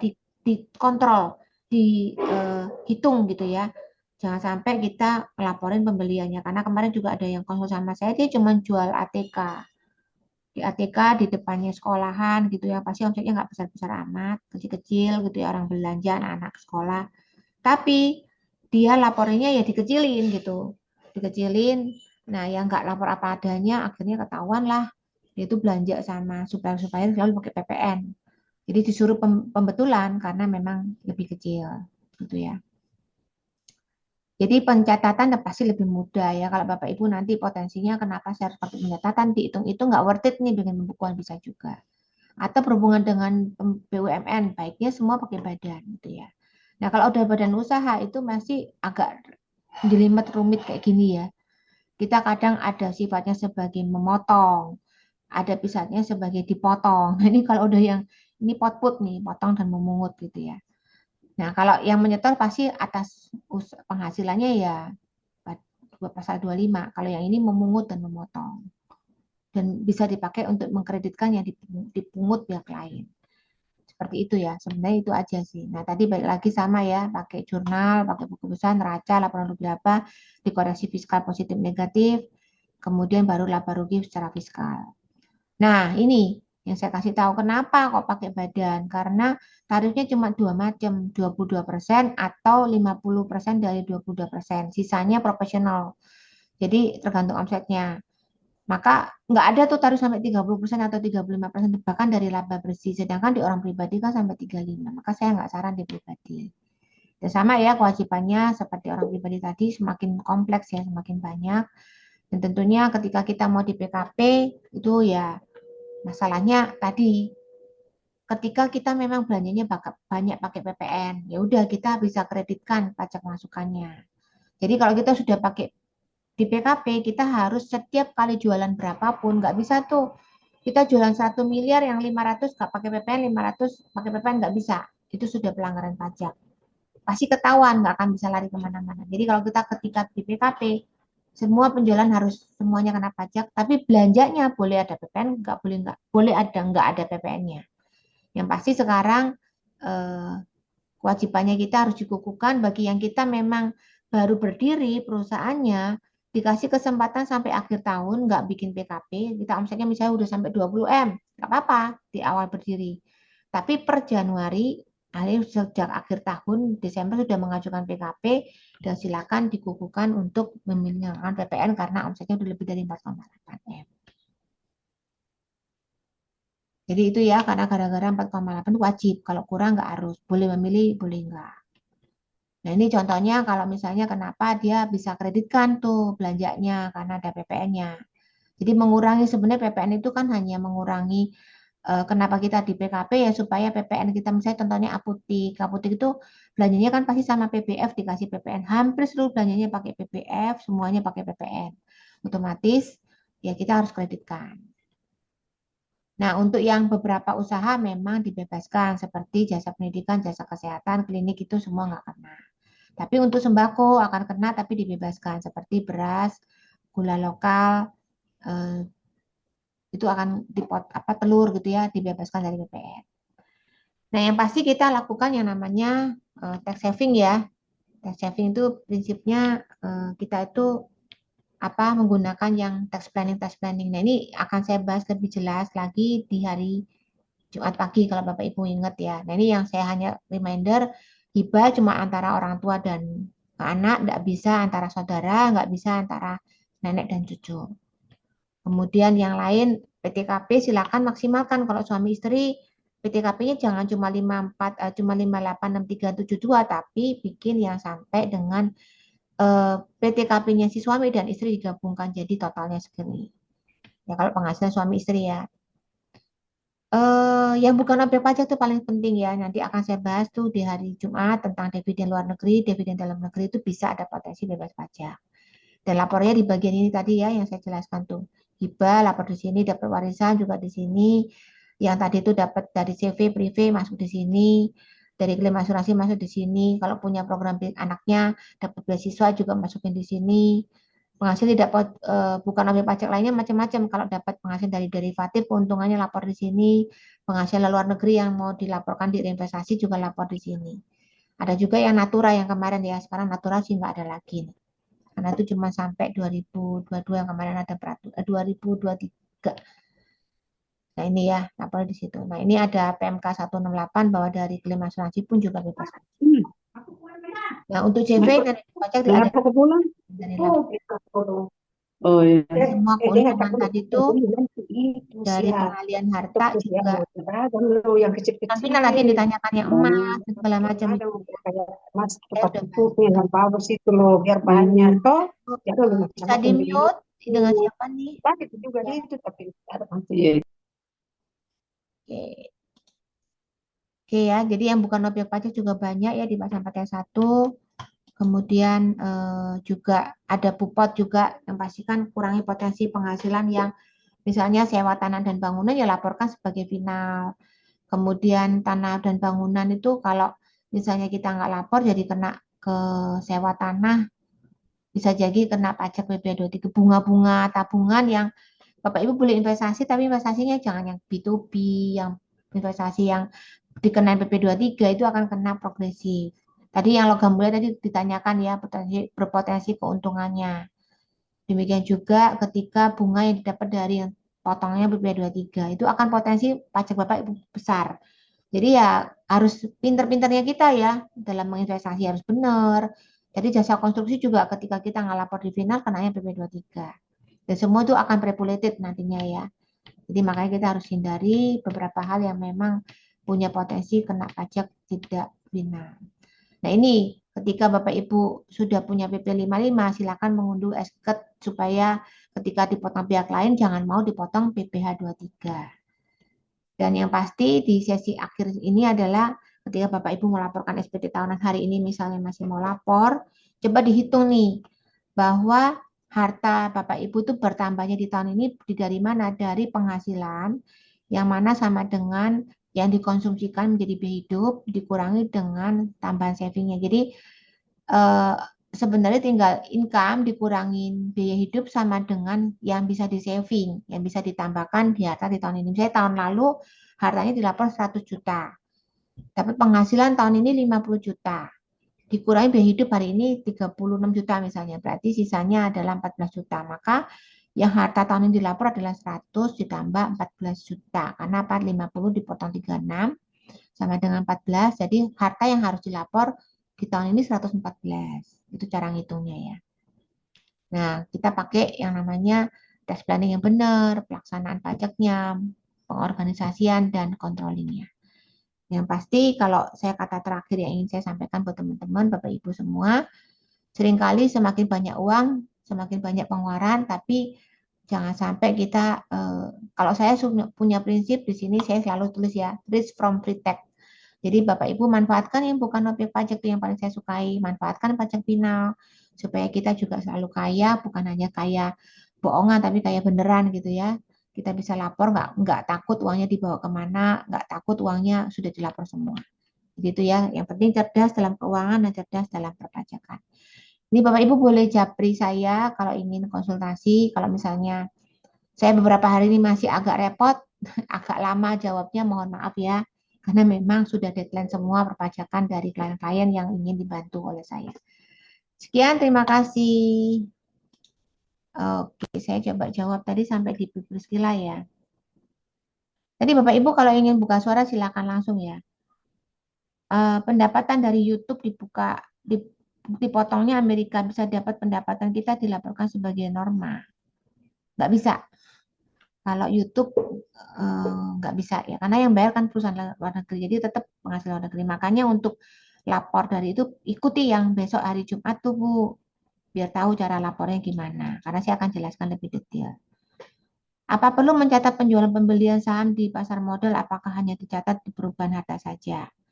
Sebenarnya kalau Bapak ingin tahu berapa sih keuntungannya, ada beberapa sekuritas yang memberikan tax report. Bahkan dia bisa kasih hitungin keuntungan Anda tahun ini sekian itu. Nah, itu boleh jadi penghasilan bukan objek pajak, kita laporkan karena kita sudah tahu ada bukti dari sekuritas. Tapi kalau misalnya yang pasti value-nya harus dicatat. Sekarang sisa berapa. Kemudian total omset dari pajak di saham dijual itu kan udah kena 0,1 juga dilaporkan di bagian tadi yang final itu. Jadi itu harus dilapor ya Pak Setiabudi.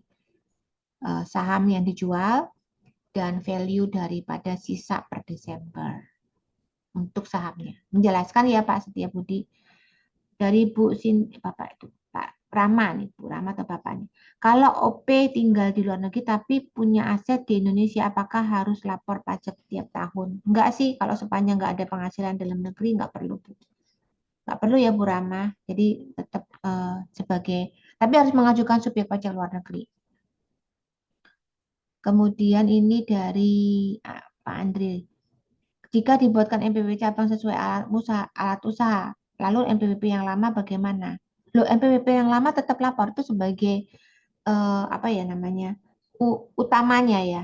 Jadi semua nanti dilapor di sini. NIT KU tuh cuman sebagai menunjukkan bahwa kita punya usaha di tempat lain.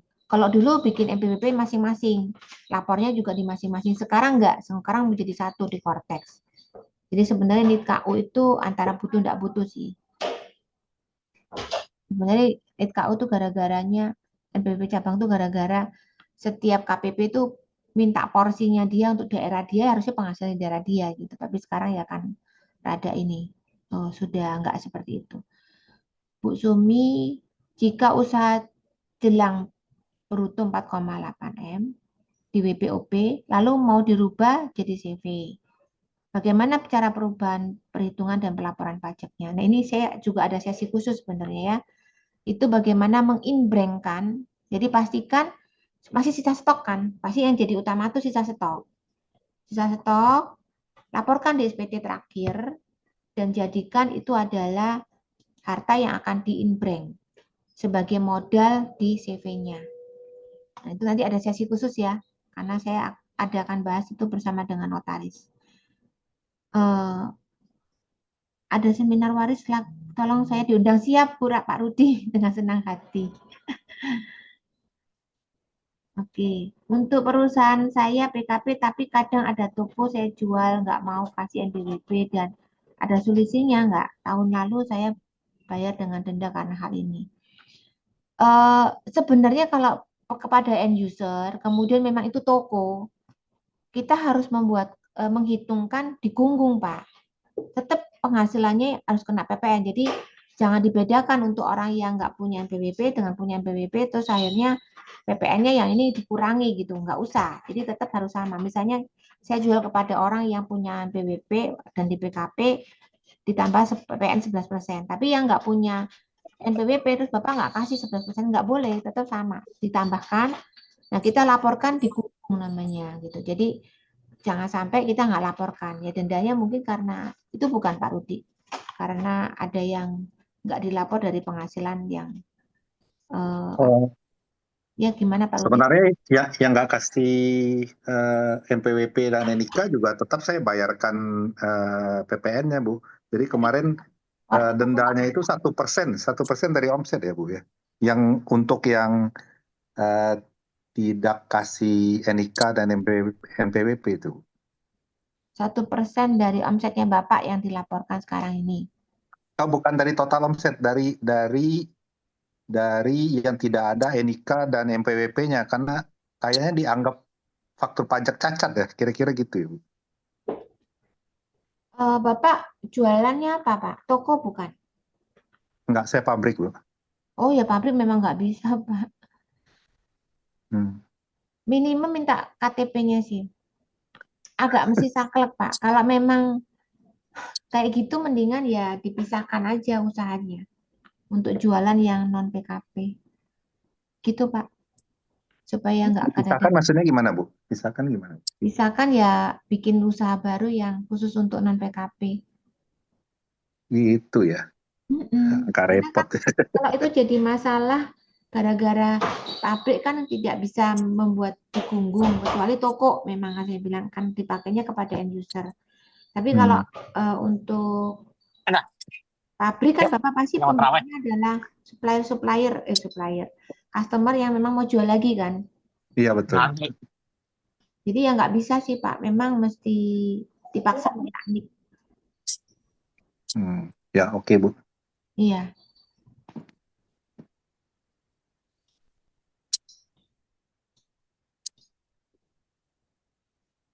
Oke. Udah selesai ya Bu konsultasinya gimana? Karena saya ada daftar konsultasi. Oh baik.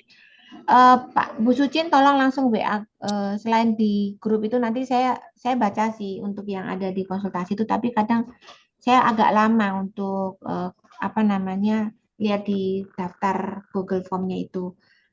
Nanti Ibu mendingan japri saya langsung kan ada di grup Ibu join grup kan nanti admin kan kasih linknya grup. Ibu tahu saya yang admin cuma saya sama orang nggak banyak sih pasti ada nama saya. Ibu langsung japri saya aja. Assalamualaikum. Tadi. Nah, Pak Bu Elin mengenai pajak konstruksi kenapa ya?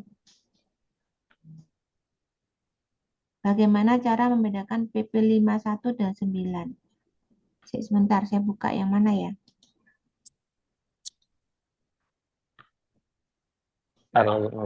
Materinya bisa di-share Ibu Feni. Nanti di-share kok. Nanti dibagikan di waktu Bapak Ibu selesai acara hari ini, kan besok saya upload di di YouTube. Saya masukin di Google Form saya untuk isi feedback, dan di situ ada linknya untuk nonton ulang, sama ada link untuk ke Google Drive saya untuk ngambil materi saya. Yang khawatir Pak, dikasih Pak. Ini yang benar ya.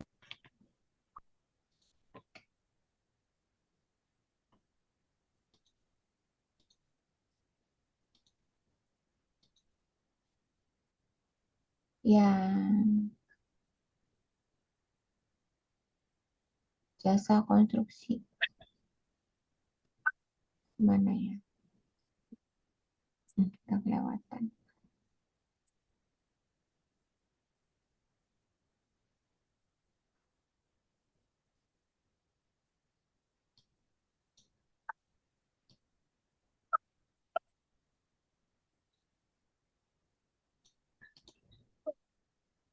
Yang ini ya.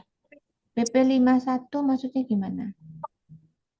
Oh, perbedaannya itu perubahan itu yang lama, Bu, 2008. Sekarang sudah pakai yang PMK 187 2008 dan 2009. Ini nih tarifnya yang ini. Ini dulu tarifnya ini.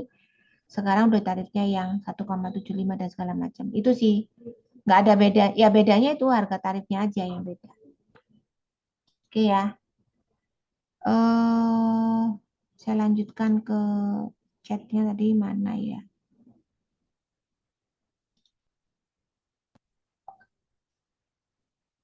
Udah semua ya? Oke. Udah terakhir. Thank you Bapak Ibu yang sudah ini.